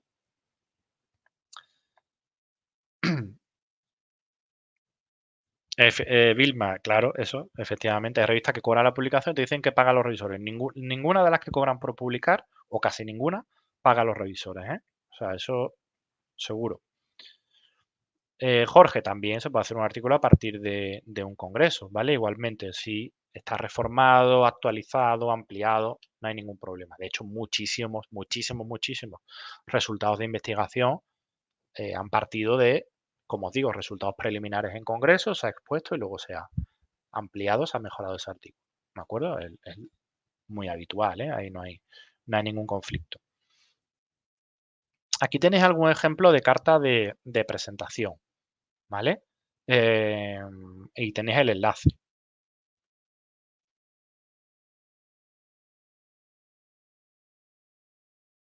¿vale? Y también tenéis, si queréis, tenéis algunos materiales complementarios de un colega de un curso similar a este. Y bueno, ahí tenéis también, por ejemplo, cómo presentar, cómo hacer esta carta de presentación. Efectivamente, Diego, hay revistas que cobran, que son buenas, otras que no cobran, que también son buenas, ¿eh? Eso de que hay que ir solo hay que, eh, solo hay que, perdón, a ver cómo lo expreso, que obligatoriamente hay que pagar para publicar en revistas buenas, ni muchísimo menos, ¿eh? De hecho, yo diría que casi lo contrario. Si pagas ya, mm, mejor dicho, si siempre publicas en revistas pagando, creo que eso no es muy sano, ¿vale? Desde el punto de vista científico. Yo creo que no es positivo, ¿de acuerdo? Pero bueno, hay de todo, ¿eh? Hay de todo, hay de todo. Em, El DOI, sí, Zenodo te da un DOI, efectivamente, Juan Diego, cuando depositas en Zenodo, en el repositorio, te da un DOI, ¿eh? Y esos efectos, sobre todo, a ver, eso es interesante, esos dos efectos de preservación del artículo, ¿vale? Y de recuperación del artículo. Pero el mero hecho de tener un DOI no implica que haya una calidad en el material. En Zenodo no hay ningún criterio de calidad previo, ¿vale? Yo puedo depositar en Zenodo cualquier cosa. Esta misma presentación que estoy usando la podría depositar en Zenodo. No hay ningún problema y me dan un DOI. Pero eso no significa que esta presentación sea buena o sea mala. Simplemente que está en un sitio y me han dado un identificador, ¿de acuerdo? Pero no mejora la calidad de la presentación ni la empeora el hecho de tener un DOI, ¿de acuerdo? Es un aspecto formal, ¿vale? Como una matrícula de un coche, ¿vale? No hay más.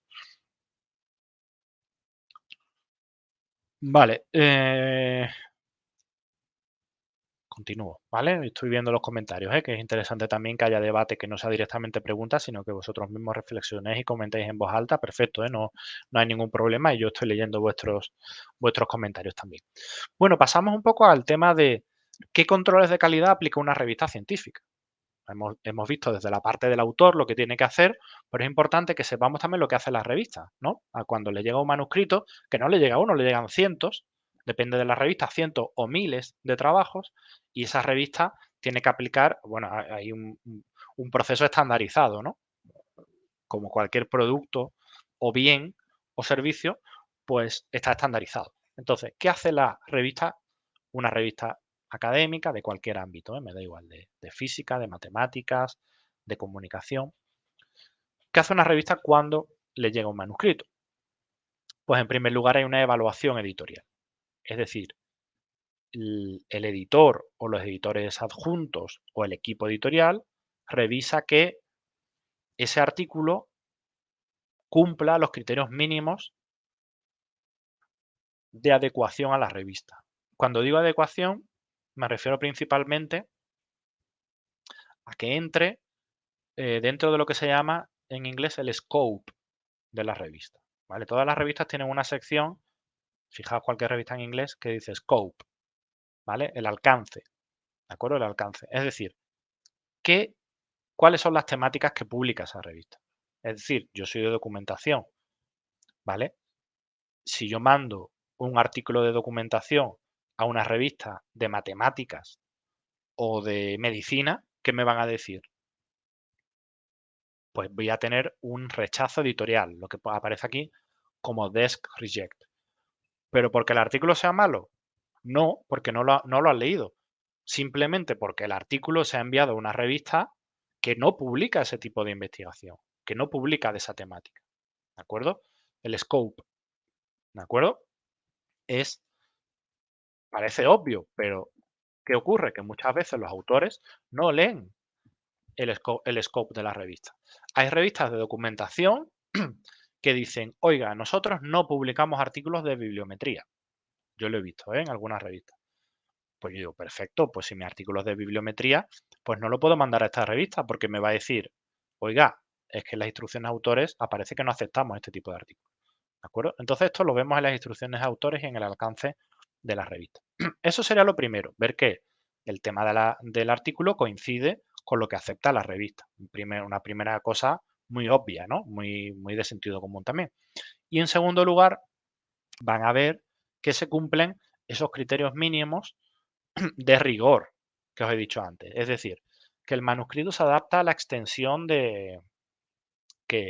al número de palabras que pide la revista, que cumple los criterios formales, que usa el formato, si la revista usa algún tipo de plantilla de manuscrito, que efectivamente el artículo se haya incluido en esa plantilla, ¿vale? Algunas revistas, muchas, tienen una plantilla, que tenemos que adaptarlo, ¿vale? Pues imagínate que adaptarlo es, el título tiene que estar en negrita y a cuerpo 18 en Arial, vale, pues tienes que hacer eso, ¿vale? Si tú mandas el artículo sin hacer caso a esa plantilla, pues te va a decir el editor, oiga, esto no está adaptado a la plantilla, adáptelo y luego ya lo revisamos, ¿de acuerdo? También puede haber reject por temas de plagio. Ya en esta fase editorial también las revistas tienen software antiplagio tipo Turnitin y imaginaos que ven que el artículo es tiene un porcentaje de similitud muy alto con artículos similares. Bueno, pues hay indicios de plagio o de poca originalidad al menos, por tanto ese artículo sería también rechazado, ¿de acuerdo? En esa fase editorial. Como veis, sería todo lo que implica no leer el artículo, ¿vale? O sea, aquí nadie está leyendo el artículo, ni lo bueno, lo novedoso que sea el resultado, no. Simplemente se está viendo que se adecua a las normas del juego. Es como si tenemos un partido de fútbol y tenemos un equipo donde hay 14 jugadores. No, diría el árbitro, oiga, es que este juego es 11 contra 11, no pueden jugar 14. Vale, pues esto es igual, ¿vale? Aquí la revista es el árbitro y le dice, oiga, usted no está cumpliendo las normas del juego. Vamos a cumplir, vamos a ir 11 con nuestro pantalón corto, todos igual vestidos y un portero y 10 jugadores de campo y luego ya jugamos el partido. ¿De acuerdo? Pues esto es lo que nos está diciendo la revista. Pues imaginaos que sí que cumplimos la normativa. Entonces ya pasamos habitualmente a lo que es el proceso de revisión por pares. Es decir, aquí uno, dos o más especialistas van a revisar nuestro manuscrito. Cuando nosotros enviamos un artículo a una revista, en esa fase se llama manuscrito, aunque no esté escrito a mano, evidentemente, esté escrito a ordenador, pero se llama manuscrito, ¿de acuerdo? Y ese manuscrito va a ser revisado por personas que son especialistas en nuestro mismo campo de conocimiento. Por eso se llama peer review, o en español revisión por pares. Pares no significa que sean dos. Mucha gente piensa erróneamente que revisión por pares es que hay dos personas que van a revisar nuestro artículo. Pero no, la revisión por pares puede ser de una única persona, o de dos, o de tres, o de cuatro, o de siete. A mí me decían que la revista Comunicar, que es una revista española del ámbito de comunicación, usaba hasta 7 revisores por artículo. No sé si es verdad o no, ¿eh? Eso me decían. Pero ya os digo, por pares significa que es una persona que tiene un conocimiento similar al del autor, o se supone que más, para poder evaluarlo, ¿vale? Entonces, esto va a ese proceso de revisión por pares. Y aquí tenéis otros criterios de calidad de las revistas científicas, ¿vale? Que hay un comité editorial y un comité científico de prestigio, que es quien marca el rumbo de la revista, que hay una existencia de códigos éticos, buenas prácticas y políticas antiplagio, o que la revista esté indexada en bases de datos internacionales e índices bibliométricos. Estos serían indicios de que la revista tiene cierto prestigio, cierto nivel de calidad. ¿De acuerdo? Vale, aquí reviso los últimos comentarios que habéis hecho. ¿Alguna revista que acepte investigaciones de bibliometría, Luis Pedro? Pues, por ejemplo, la Revista Española de Documentación Científica, ¿de acuerdo? Es una revista importante que acepta artículos de bibliometría, publica muchos artículos de bibliometría. La revista El Profesional de la Información, que es otra revista española que también publica artículos de bibliometría. Y a nivel internacional, la revista más importante es Scientometrics. Vale, lo pongo por aquí. Scientometrics es una revista muy importante en el campo de la bibliometría. Sigo viendo, ¿vale? Vuestros comentarios. El tema de ética, plagio, inteligencia artificial, pues también las revistas están adaptando estándares, ¿vale? Y están, en la medida de lo posible, pues adaptándose a los tiempos. ¿Qué ocurre? Que los chequeadores de inteligencia artificial, los detectores de contenido con inteligencia artificial, pues se está demostrando que hasta el momento son muy fácilmente manipulables, ¿vale? Solo detectan si es un contenido directamente generado por inteligencia artificial, pero si tú ese contenido le das un poco y lo reformateas, ya esos detectores no sirven para nada. Por tanto, realmente ahora mismo está un sistema totalmente en transición, ¿verdad? ¿Con qué indicadores, pregunta Marco, objetivamente verificable y estandarizado el par revisor puede aceptar o rechazar un artículo con pretensiones científicas? Bueno, eso tiene el evaluador, debe tener un conocimiento de la materia, ¿vale? Debe ser una persona especialista en la materia, eso es lo primero. Por tanto, el primer criterio ético sería no aceptar nunca un artículo si es de una materia que no controlamos perfectamente, ¿de acuerdo? Eso es lo básico. Y luego ya, pues evidentemente, leer el artículo a fondo y y conocer la literatura para ver, pues si ese trabajo aporta, si es original, si es nuevo, si la metodología es correcta, si hay errores, si la muestra es adecuada, si los resultados a los que se llegan son también adecuados y si las conclusiones y todo el aparato crítico pues están bien, ¿vale? Son positivos. Eso es experiencia, la verdad. Aquí no hay recetas magistrales, ni hay checklist, ni nada de esto. Realmente, pues leer el artículo, ir poco a poco, ser constructivo, ¿vale? Si hacemos de revisores, siempre tenemos que ser constructivos. Nosotros intentamos, nuestro rol como revisores es intentar mejorar ese artículo, si es posible, ¿vale? Y evidentemente, si el artículo no reúne un mínimo de calidad, pues decirlo, ¿vale? Señalar todas las limitaciones y todos los problemas y que ese artículo pueda mejorarse para que se publique o en esta revista o en otras revistas diferentes. ¿Vale? Ese es el ánimo de la revisión por pares. No es destruir el artículo ni tampoco ponerle una alfombra roja para que pase si no reúnen los requisitos de calidad. ¿Se puede someter un artículo a dos revistas? Miriam, pues eso no es ético, ¿vale? Eso no es adecuado. Uno debe mandar un artículo a una revista, esperar el resultado, si es positivo, ok, y si te lo rechazan, mandarlo a otra. Pero el envío simultáneo a varias revistas es una mala práctica, no se debe hacer nunca, ¿de acuerdo? Ángela, publicar el mismo artículo en varias revistas, pues tampoco es adecuado, también es una muy mala práctica, salvo que la revista original dé el permiso para ello. ¿Vale? Del permiso para ello y la revista, la segunda revista en la que se publica el artículo, también sepa que es un contenido no original, no es inédito, sino que se ha publicado previamente. Y eso debe venir marcado en el artículo para que no confunda a los lectores. Pero es muy raro, ¿eh? Eso es muy raro, que el mismo artículo se publique en dos revistas puede ser una mala práctica, ¿eh? Puede ser contenido duplicado y ya os digo, salvo que esté debidamente acreditado, no es nada recomendable. Diego, sí, vi el reportaje de los científicos Bamba, precisamente a eso me refería al principio de la sesión. Bueno, más que grupos son empresas que intermediarias, ¿vale? Que van pues vendiendo autorías de artículos científicos. Y según la revista a la que vaya, la posición de autor, pues te cobran una tasa u otra tasa. ¿Qué ocurre? Que suelen ser fácilmente identificables, ¿vale? Suelen ser fácilmente identificables. ¿Por qué? Pues un indicio es creo que aparece en el reportaje porque aparecen autores de muchos países muy diferentes y con aparentemente pocos lazos científicos. Es decir, si colaboran un científico peruano, un colombiano y un español, eso es razonable porque hablamos el mismo idioma, porque tenemos lazos en común, porque tenemos revistas común. Pero si publican un investigador ruso, uno chino, uno indio, uno de Irak, uno de Perú, uno de Suecia, uno de Vietnam. Eso ya es más raro, ¿no? Eso es un poco sospechoso, ¿vale? Eso sería un buen indicio. Pero creo que es bastante fácil detectar ahora, al menos, que es bastante burdo, ¿eh? Los sistemas que estamos viendo. El otro día estaba viendo en una revista española que está llena de artículos de autores de Asia y de autores peruanos. ¿Vale?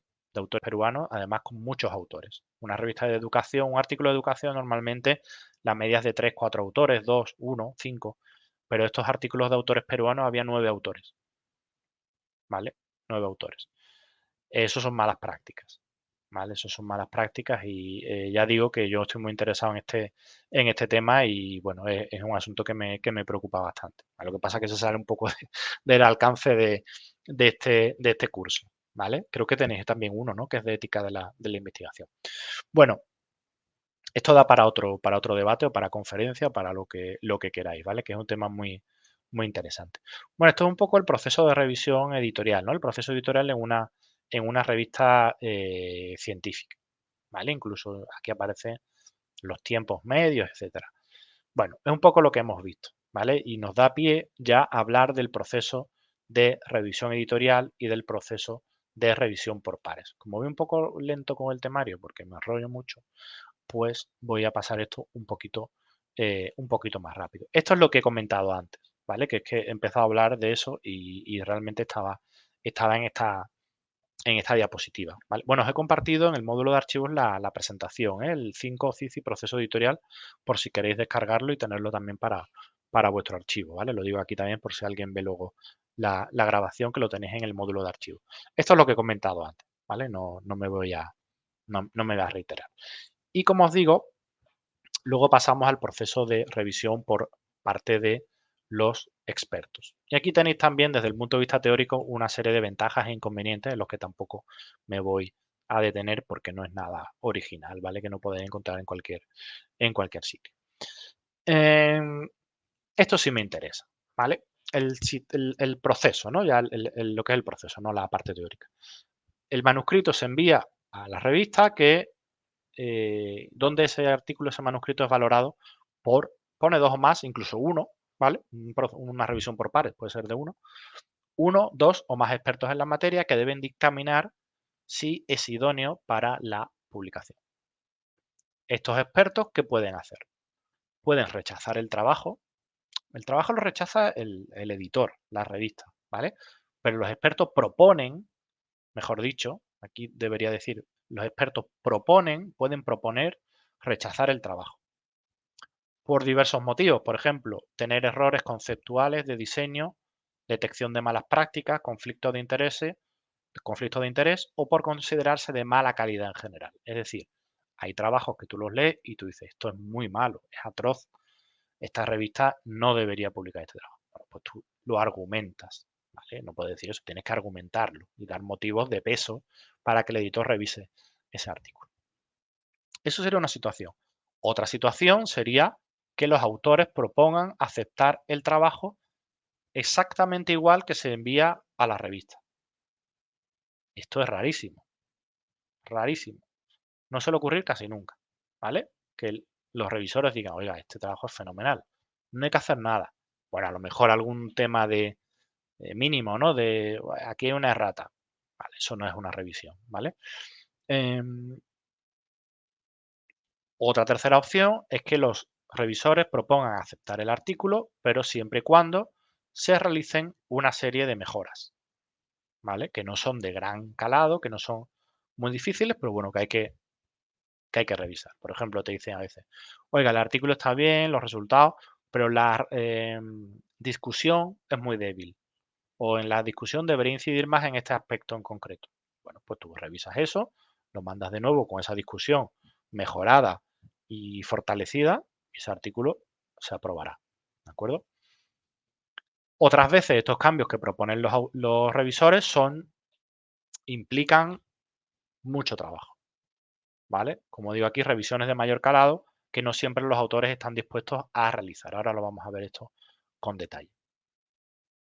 ¿Qué tipología hay de revisión por pares? Esto lo habréis leído también alguna vez, lo del ciego y doble ciego, ¿vale? ¿Esto qué significa? Bueno, ciego o single blind review significa que los autores no saben quiénes son los revisores. Esto es lo habitual, pero el revisor sí sabe quién es el autor del artículo, ¿de acuerdo? Sí sabe quién es el autor. Lo que se recomienda realmente en la comunidad científica es el método doble ciego. Método doble ciego significa que el autor no sabe quién es el revisor de su artículo, pero ojo, el revisor tampoco sabe quiénes son los autores del artículo, porque el artículo se anonimiza, ¿vale? Se anonimiza, se quita la referencia al autor, se quitan todas las referencias bibliográficas que sean autocitas para que el revisor no pueda identificar quién es realmente el autor de ese trabajo, ¿de acuerdo? Y una tercera opción es la revisión abierta.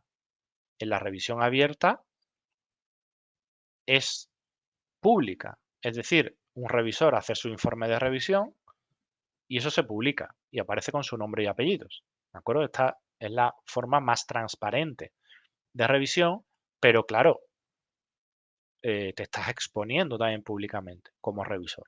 ¿Vale? Hace poco me llegó una revisión, me pedían revisar de una revista que era abierta y me decían que la revisión tenía que ser abierta. ¿Vale? Y la verdad es que yo lo rechacé porque, bueno, porque no era un tema que yo controle, la verdad, demasiado, principalmente, pero tengo que confesar que también me dio un poco de apuro eso de que luego la revisión pudiera leerla cualquier persona, ¿vale? Y someterme al escrutinio público. Será porque no lo he hecho nunca. He hecho revisiones, pero siempre han sido en el método tradicional que solo iba al autor y el autor no sabe quién es el revisor, ¿de acuerdo? Por tanto, ya os digo que es un elemento que a mí me generaba inquietud, sinceramente.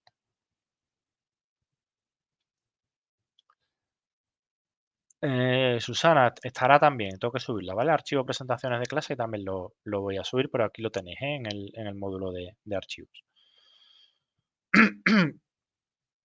Voy a contestar ahora, Fernando, a tu pregunta, ¿vale? Que esto aparece ahora. Primero, ¿qué valoran los revisores? Esto va un poco en línea con lo que me comentó un poco en qué se debe fijar un revisor, ¿no? O qué elementos tiene de valoración. Bueno, pues aquí tenéis algunos elementos, ¿vale? Que los revisores valoran y que vosotros también, si actuáis como revisores, eh, pues debéis tener en cuenta, ¿vale? Por un lado, la propia estructura del artículo, que sea clara y coherente, que sea adecuada a los estándares del área, el estilo de escritura, ¿de acuerdo? Que sea académico, esto parece obvio también, pero hay veces que uno lee cosas que son muy de andar por casa, ¿no? Como muy informales, o un tono excesivamente, lo contrario, excesivamente rígido, excesivamente formal. Eso tampoco suele gustar, ¿vale? Hay que coger bien el tono, hay que pillar bien el tono en el que se redacta un trabajo. Cada vez se valora más la claridad en el mensaje y que pueda llegar a académicos más allá del ámbito concreto del trabajo. Por eso es importante evitar en la medida de lo posible, bueno, siempre estamos hablando de áreas técnicas, evidentemente, y de áreas especializadas, pero debemos intentar no ser demasiado oscuros, demasiado técnicos, más allá de lo estrictamente necesario. Incluso cuando haya algún término o algún concepto que sea especialmente complejo, intentar explicarlo de manera un poquito divulgativa, por si hay alguna persona que lo lee que no es 100% experto en ese ámbito de conocimiento, ¿vale? Entonces siempre hay que tener un poquito ese enfoque también de intentar ir a un público que no sea estrictamente lo que os he comentado antes, las personas que trabajan en nuestra misma línea de investigación. Mensaje claro y enfocado. Muchas veces una cosa que yo encuentro a veces en trabajo es que hay como mucha dispersión en los resultados. Se quieren dar muchos resultados, muchas tablas, muchas figuras. Sobre todo pasa con investigadores jóvenes o con investigadores poco experimentados, ¿vale? Y se quieren dar muchos resultados distintos y al final uno lo está leyendo y no sabe al final cuál es el objetivo del trabajo. Presentar datos y datos y datos, no. ¿Cuál es realmente el objetivo principal del trabajo? Yo aquí abogo siempre, a veces lo he propuesto en alguna revisión, eliminar resultados. Oiga, aquí la tabla 7, la tabla 8 y el gráfico 9 no le veo interés, ¿vale? Pueden eliminarse y el trabajo no pierde calidad. Al revés, gana calidad porque gana enfoque en realmente cuál es tu objetivo. Buen marco teórico, evidentemente, que se vea que que los autores conocen la literatura del campo, que están actualizados, que es relevante, que es internacional, y luego también que el trabajo proponga algo novedoso, ¿vale? Que la temática tenga una cierta originalidad y novedad. Un trabajo, eh, rechacé un trabajo, recuerdo, hace un par de años, porque es que era prácticamente idéntico a otro que se había publicado pocos meses antes. Por tanto, ese trabajo no aportaba ninguna novedad al tema, ninguna originalidad, ¿vale? Por tanto, me pareció que era un motivo más que suficiente para proponer que no se aceptara ese trabajo. El marco dice, ¿el anonimato garantiza la calidad de un artículo? Pues en principio no, ¿vale? De hecho, ya os digo que las revistas más a la vanguardia lo que proponen ahora es una revisión abierta, ¿vale? Una de las revistas que está despuntando ahora en bibliometría, que es Quantitative Science Studies, es revisión abierta, ¿vale? Y firmada tú puedes ver todo el proceso de revisión de un artículo. De hecho, os lo voy a compartir, si queréis, para que veáis un poco cómo es esta transparencia.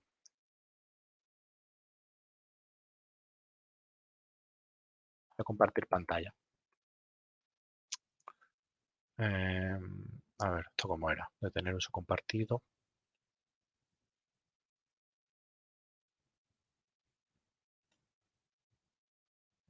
Un segundo, porque como ya no usamos Adobe para dar clases, ahora. Vale, esta es la revista, ¿vale? Que os digo que es Quantitative Science Studies. Os pongo también aquí el link.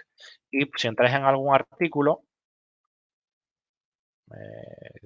este mismo, hay por aquí una sección que pone Peer Review Story o algo así. A ver, aquí.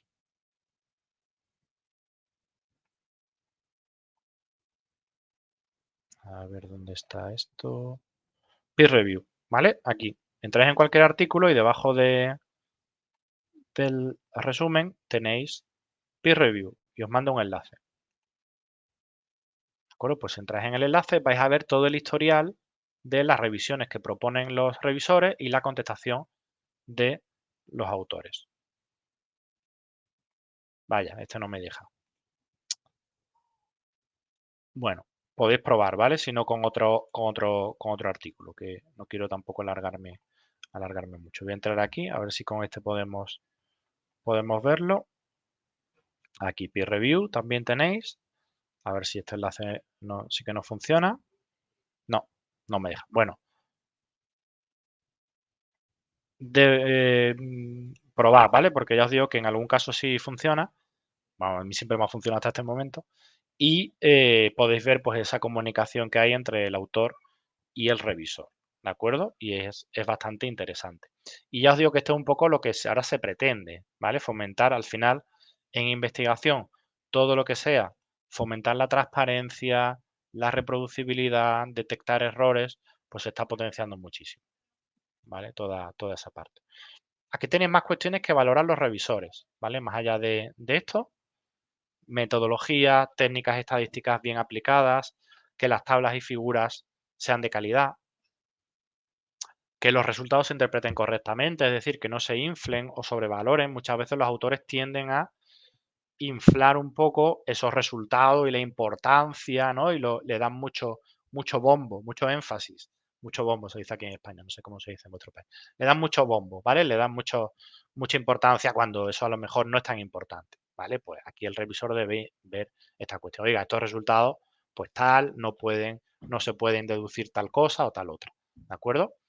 Conexión de los resultados con trabajos similares y las implicaciones para la disciplina o el ámbito de estudio, ¿vale? Son algunas cuestiones que podemos analizar. Algunas revistas tienen una plantilla, pero esto es muy poco común, ¿eh? Lo he puesto aquí, pero ya no suele ser común, no suele haber plantilla porque se tiende a favorecer que el revisor eh, aplique su propio método, ¿vale? Que tenga libertad total en sus comentarios. Bueno, estos son los 4 estados, ¿vale? Las 4 decisiones que podemos tener después por parte del editor una vez que ha sido enviado nuestro artículo a revisión por pares. Verde, magnífico, ¿verdad? Significa que tenemos el trabajo aceptado directamente. Rojo, muy mal, nos lo rechazan directamente. Muy mal, pero por otro lado, bueno, no perdemos eh, mucho tiempo en revisiones. Directamente, pues tendremos que mandarlo a otra revista, ¿de acuerdo? Esta revista no quiere nuestro trabajo. Y las dos situaciones que están un poco en la zona gris, aunque aquí estén en amarillo y en naranja, es cuando nos dicen que el trabajo está aceptado a condición de que realicemos cambios menores, en cuyo caso la recomendación es, obviamente, hacer esos cambios menores, que no nos van a llevar mucho tiempo. Cuando digo menores, quiero decir que son asumibles en un tiempo razonable. No significa que haya que cambiar un decimal, una coma y una errata, ¿vale? Eso es más que esto. Pero lo difícil es cuando nos piden revisiones importantes, ¿vale? Cambios mayores. ¿Qué hacemos aquí?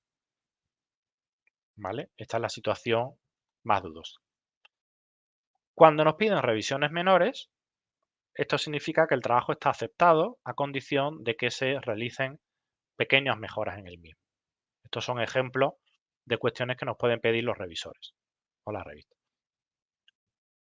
Reescribir ciertos párrafos que son confusos o que no se entienden bien, que alguna referencia no está bien citada, que hay que ampliar algún aspecto del marco teórico, ¿vale? Hay que ampliar con más referencias, con referencias más actuales, o que hay que quitar citas que no están justificadas, que hay errores formales de poca importancia, que el número de tablas o figuras no es el que indica la revista, que resultados que digamos que se duplican. Imaginaos que ponemos una tabla y una figura que dan el mismo resultado. Pues aquí podemos quitar o la tabla o la figura. O que nos indican pues, que hay que añadir o hay que reformar ciertas secciones, ¿de acuerdo? Pero ya os digo que no son cuestiones importantes, graves.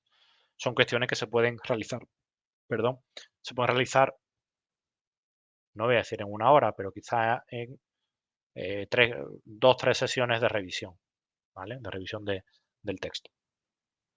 ¿Qué se aconseja? Seguir todas las sugerencias y enviar el manuscrito revisado lo antes posible, ¿de acuerdo? No merece la pena estar mucho tiempo, se hacen los cambios lo antes posible y adelante. Pero cuando hay revisiones mayores, significa que el trabajo está rechazado, ¿vale? Por defecto, digamos que está rechazado, salvo que se acometan cambios importantes en el mismo. Cuando se realicen esos cambios, si se realizan, ese artículo va a volver a ser revisado, normalmente por esos mismos revisores, ¿de acuerdo? Y bueno, tendrán que determinar si esos cambios son suficientes o hay que seguir haciendo cambios, ¿de acuerdo? Aquí cambios mayores hablamos de fallos en el diseño, metodología o ejecución, comparación con resultados de trabajos similares, apartados que no están bien contextualizados, no hay coherencia entre apartados, problemas éticos con la publicación, se piden modificaciones que impliquen nueva recopilación de datos, ¿vale? Esto es lo más, en mi opinión, a mí es lo que más me molesta, ¿no? Como autor, que me pidan que haga, que amplíe la muestra, que recopile más datos, porque eso implica revisar todos los resultados del trabajo, reescribir toda la sección de resultados, probablemente también la sección de discusión y sobre todo el trabajo que implica en tiempo recopilar más datos, ¿de acuerdo? En fin, se solicitan cambios que suponen un gran esfuerzo y que obligarían a rehacer una parte importante del documento. Por tanto, debemos valorar si merece la pena realizar todos estos cambios, solo una parte de ellos, ¿de acuerdo? O se envía el manuscrito a otra revista, que sería el caso extremo, ¿no? Decir, oiga, también te puede pasar porque no estás de acuerdo con lo que te piden los revisores. Tú dices, mira, yo esto no estoy de acuerdo con lo que me piden, pues lo mando a otra revista, ¿de acuerdo? Pero aquí sí que tenemos que valorar, ¿vale? Las otras tres opciones son claras, ¿eh? Son claras y sobre todo esta de cambios menores hay que hacerlo. Pero si son cambios mayores tenemos que valorar realmente qué esfuerzo representa esos cambios que nos piden. ¿Es un esfuerzo asumible por el grupo de trabajo? ¿Vamos a tardar 1, 2, 3 semanas? Vale. ¿Vamos a tardar 6 meses en hacer esas modificaciones? En ese caso, pues seguramente no merece la pena. Y ojo, no solo hay que hacer los cambios que nos pidan, sean menores o mayores, sino hay que responder a los revisores, ¿vale? Hay que responder a los revisores. Punto por punto, cambio sugerido por cambio sugerido. ¿De acuerdo? Debemos responder a todos los comentarios que realizan los revisores. Respuesta punto por punto. Hacerlo de forma diplomática. ¿De acuerdo? Lo que os decía antes, de forma fría, con calma. No tomarlo como algo personal. Hay que usar, eh, ya os digo, un tono impersonal, no me gusta la palabra. Un tono riguroso, académico. ¿De acuerdo? No predisponer negativamente al revisor en la respuesta. Es decir, por defecto vamos a intentar hacer todos los cambios que nos pida el revisor. Sobre todo los cambios que son sencillos de realizar. ¿De acuerdo? Esto es norma número 1. Un cambio sencillo siempre se acepta. Siempre se acepta. Un cambio sustancial, importante, podemos aceptarlo, pero también podemos rebatirlo. ¿De acuerdo? Podemos rebatirlo con argumentos científicos, con argumentos sólidos, de peso, argumentos académicos. En un tono, ya os digo, riguroso y respetuoso siempre con el revisor. ¿De acuerdo? Podemos rebatirlo. Ahora, si el revisor piensa que ese es un cambio importante y que sin ese cambio el artículo no tiene que ser publicado, nuestro artículo finalmente va a ser rechazado. Por tanto, debemos tener mucha confianza en el peso de nuestro argumentario, de nuestra argumentación, ¿de acuerdo? Y exponerlo bien. Si necesitamos una página o 2 páginas para convencer al revisor de que no podemos hacer ese cambio, tenemos que usar una página o 2 páginas, porque es que si no nos va a tumbar el paper, ¿vale? Nos va a rechazar el trabajo. Por tanto, podemos rebatir, por supuesto, ¿vale? Con argumentos científicos convincentes y bien razonados. Pero tenemos que saber que al final es el revisor y el editor quien va a tomar la decisión.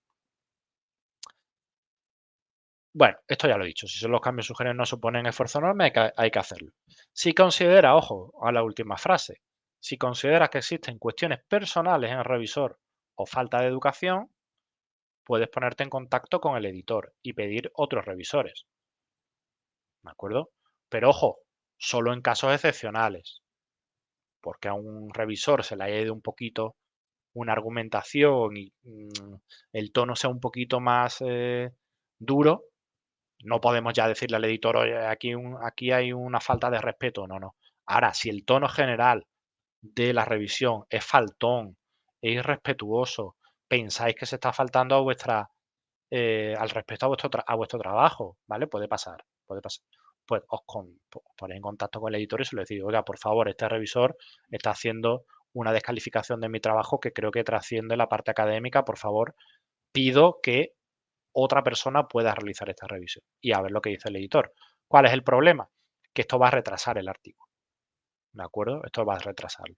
Pero bueno, es un elemento que también podéis poner en marcha si lo estimáis conveniente. ¿Cómo responder a los revisores? Pues en primer lugar se suele agradecer su labor, ¿de acuerdo? Seguidamente se suele hacer un resumen de los cambios más importantes que se han realizado en el texto. ¿Vale? Antes de entrar en esa respuesta punto a punto, pues se puede decir, bueno, en general hemos modificado esta sección, esta otra, tal, tal y cual. ¿De acuerdo? Pero luego hay, ya os digo, la respuesta individualizada a cada revisor y a cada comentario. Ojo, si son dos revisores los que evalúan nuestro trabajo, debemos contestar punto por punto al revisor 1 y punto por punto al revisor 2, a cada uno de forma diferenciada. ¿De acuerdo? Y además, siendo muy exacto y preciso en el punto exacto donde hemos realizado el cambio. Número de tabla, número de página, número de párrafo, el cambio exacto que se ha realizado y el lugar del manuscrito donde se ha producido. ¿De acuerdo? Que haya claridad absoluta. Todo cambio que hagamos debemos marcarlo, debe haber una trazabilidad de esos cambios y de las modificaciones que hemos realizado. Y aquí os pongo un ejemplo, ¿vale? Que este ejemplo creo que también lo tenéis en el enlace, en este enlace.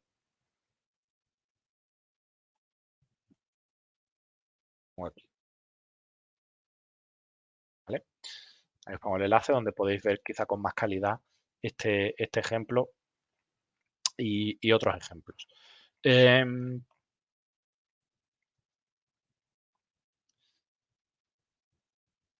Efectivamente, como dice la compañera, si hay cambios sustanciales que propone el revisor, puede alterarse la idea original o el objetivo principal del trabajo. Eso deberíamos argumentarlo, ¿vale? Si es el caso, efectivamente. Eso se puede argumentar. Em, y efectivamente, hay veces que los revisores es que nos piden una investigación diferente a la que hemos hecho, ¿vale? Y pues habrá que contestar, oiga, yo he hecho una investigación que este es el objetivo, usted me está proponiendo otra investigación diferente. Se lo agradezco, le agradezco la idea, pero no es el objetivo de este artículo, ¿vale? El objetivo es tal y tal.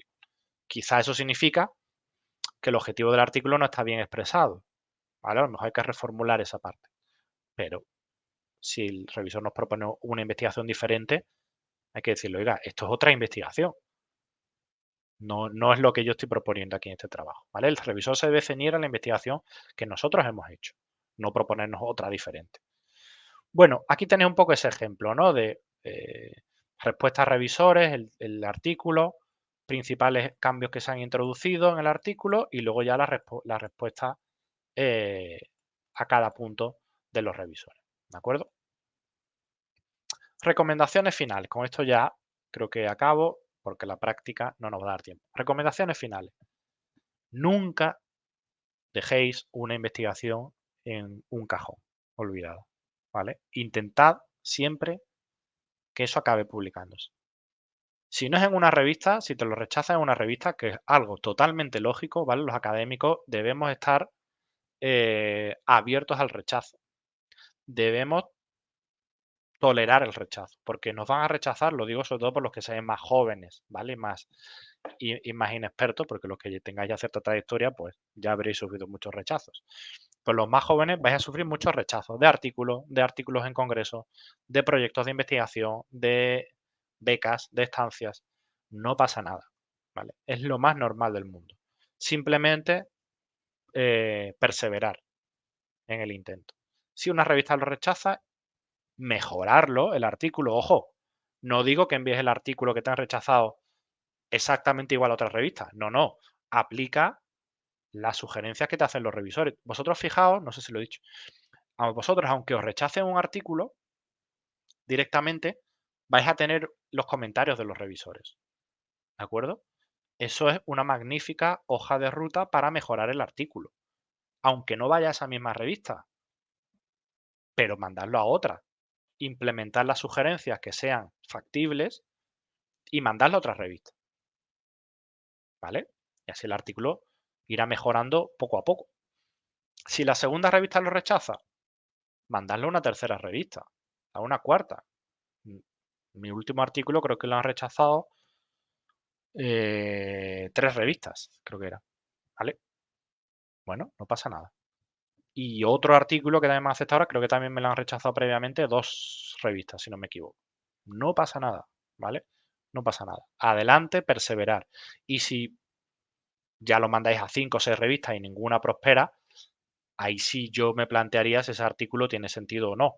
Pero siempre se puede aprovechar para materiales de clase, para un congreso, a lo mejor que tenga menor nivel, reaprovechar eso para otro trabajo más divulgativo, ¿de acuerdo? Pero intentad siempre aprovecharlo, ¿vale? Yo ahora me arrepiento de algunos trabajos que hice hace tiempo que se quedaron y no invertí mucho tiempo y no se aprovechó, ¿vale? No se aprovechó esa información y se quedó olvidado. Y claro, ya si un trabajo se queda olvidado durante 10 años, ya no lo vamos a recuperar, ¿verdad?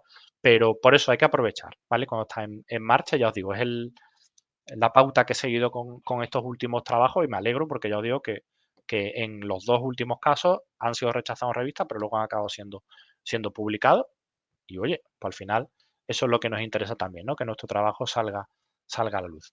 Intenta crear un ciclo virtuoso de publicación, lo que llamamos el ciclo, no el ciclo virtuoso de publicación. Intenta tener artículos en diferentes estados, en elaboración, en evaluación, a la espera de publicación. Es lo que comentaba antes la compañera. Podemos estar esperando 3 meses, 4, 5, 6 meses a un artículo. No podemos esperar a ver qué pasa con ese artículo para empezar otro. ¿De acuerdo? Debemos tener artículos siempre en diversos estados. Publicados, aceptados, en revisión, en segunda revisión, en elaboración. ¿De acuerdo? Debemos intentar siempre tener en marcha trabajos en diferentes niveles. Ojo con las revisiones, esto tampoco lo he comentado. A nosotros, eh, perdón, tenemos una revisión de un artículo, una primera revisión, pero es que puede haber una segunda revisión, porque nos pidan más modificaciones. Y puede haber una tercera revisión, es decir, este es un proceso que se puede alargar durante meses, ¿vale? Meses, no voy a decir año porque eso ya no sería sano, pero casi, ¿vale? Podemos estar meses realmente con este proceso. Prioriza la calidad sobre la cantidad, ¿vale? No es bueno tampoco intentar publicar mucho, mucho, mucho, mucho. No, vamos a intentar trabajos que estén bien definidos, bien elaborados, bien conceptualizados e intentar publicar, ¿vale? Pero tengamos trabajos en diferentes fases. Publicar un trabajo al año, 2 trabajos al año, si son en buenas revistas, si son trabajos de calidad, puede ser más que suficiente. No hace falta publicar 6 artículos en un año, ¿de acuerdo? Hay que priorizar calidad sobre cantidad. Debemos tener en cuenta también siempre los requerimientos institucionales y de las agencias de calidad y los organismos reguladores. Si a mí me están pidiendo una serie de requisitos para mi promoción profesional, pues debo intentar ceñirme a ello, ¿de acuerdo? A esas revistas que me piden. Si a mí me piden que publique en revistas Scopus, por poner un ejemplo, en vuestro país, pues tenemos que ir a revistas Scopus, ¿vale? Es lógico, pero que sean trabajos de calidad, ¿de acuerdo? Me va a contar más un artículo en revista en Scopus que a lo mejor 3 trabajos en revistas de Latindex, ¿de acuerdo? O si mi institución me dice que publica en revistas de Latindex, pues perfecto, publico en revistas de Latindex, ¿de acuerdo? Pero debemos tenerlo siempre en mente. En mente. Buenas prácticas de ética e integridad científica, lo que os he comentado, ser transparente, desglosar conflictos de intereses, fijar los criterios de autoría y de orden cuando se está empezando un artículo, que no haya problema, tratar bien a los investigadores más junior, más jóvenes, ¿de acuerdo? No abusar también, el que sea jefe de departamento de grupo, no abusar. Que todo el que aparezca en un artículo sea porque haya colaborado y haya contribuido de manera sustancial. Todo este tipo de cosas creo que son también importantes y van a ser cada vez más importantes, ¿eh? Transparencia con los datos, lo que he comentado. Y finalmente, lo que os decía, perseverancia y paciencia. Los ciclos de envío y revisión de trabajo suelen ser largos. Acaban con la paciencia del más pintado. Debemos ser pacientes, no pasa nada. Si un trabajo se demora mucho, vamos con otra investigación, vamos con otras revistas. También eso es aprendizaje para futuro. Sabemos que esa revista no es seria, tarda mucho, pues vamos a intentar para futuro mandarla a otra, ¿de acuerdo? Pero siempre aplicando esos criterios de calidad de la revista y también de integridad y de buenas prácticas en publicación científica que debemos aplicarnos a nosotros y a nuestro grupo de colaboradores. ¿Cuántos artículos se pueden publicar en un año, Jorge? Es que esto depende del área de conocimiento, de los recursos que dispongáis, si sois investigadores a tiempo completo, a tiempo parcial, yo no te puedo decir, ¿vale? Nosotros, por ejemplo, en nuestra universidad, yo le propongo a todos los profesores con los que me reúno, como objetivo un artículo de calidad al año, ¿vale? Me parece razonable en una universidad como la mía, ¿vale? Como la mía. Un artículo de calidad al año me parece un objetivo asumible por todos los profesores de la universidad, absolutamente todos. Y habrá quien publique 3, 4, 5, quien tenga mayor dedicación a investigación. Lo que os digo, no es lo mismo una persona que tenga una dedicación a investigación del 10% de su jornada laboral que una que tenga una dedicación al 60%. Una persona que tenga el 60% le podremos exigir más publicaciones, ¿de acuerdo? Un artículo de calidad depende del área también, ¿vale, Rodrigo? Lo que dentro de cada área se considere de calidad, ¿no? Y por eso yo hablo con gente de derecho, de humanidades, de filosofía, de física, lo que se considera de calidad en su ámbito. Para mí un artículo al año de calidad, dentro de lo que sean los requisitos de calidad en su campo de conocimiento, aquí en UNIR es razonable. Ahora el que publica 3 o 4 o 5, pues mucho mejor, claro, ¿vale? Pero uno yo creo que es razonable. Bueno, compañeros, pues son las 8 de la tarde por mi reloj. He clavado las 2 horas exactas. Bueno, no las he clavado porque la práctica no nos ha dado tiempo a hacerlas, ¿vale? Me he quedado corto realmente. Pero bueno, aquí lo tenéis también por si queréis pues, profundizar en este campo de conocimiento que, como habréis notado, pues a mí me gusta mucho pues disertar y hablar sobre estas cuestiones, ¿no? Porque creo que es muy interesante y creo que es de ayuda también para todos vosotros. Así que nada, lo dicho, paciencia, perseverancia, mucho ánimo con vuestras investigaciones, no caigáis en el desánimo y nada, espero que estos consejos pues, os sean de utilidad. Un fuerte abrazo, que tengáis un magnífico día y hasta la próxima. Un abrazo. Gracias.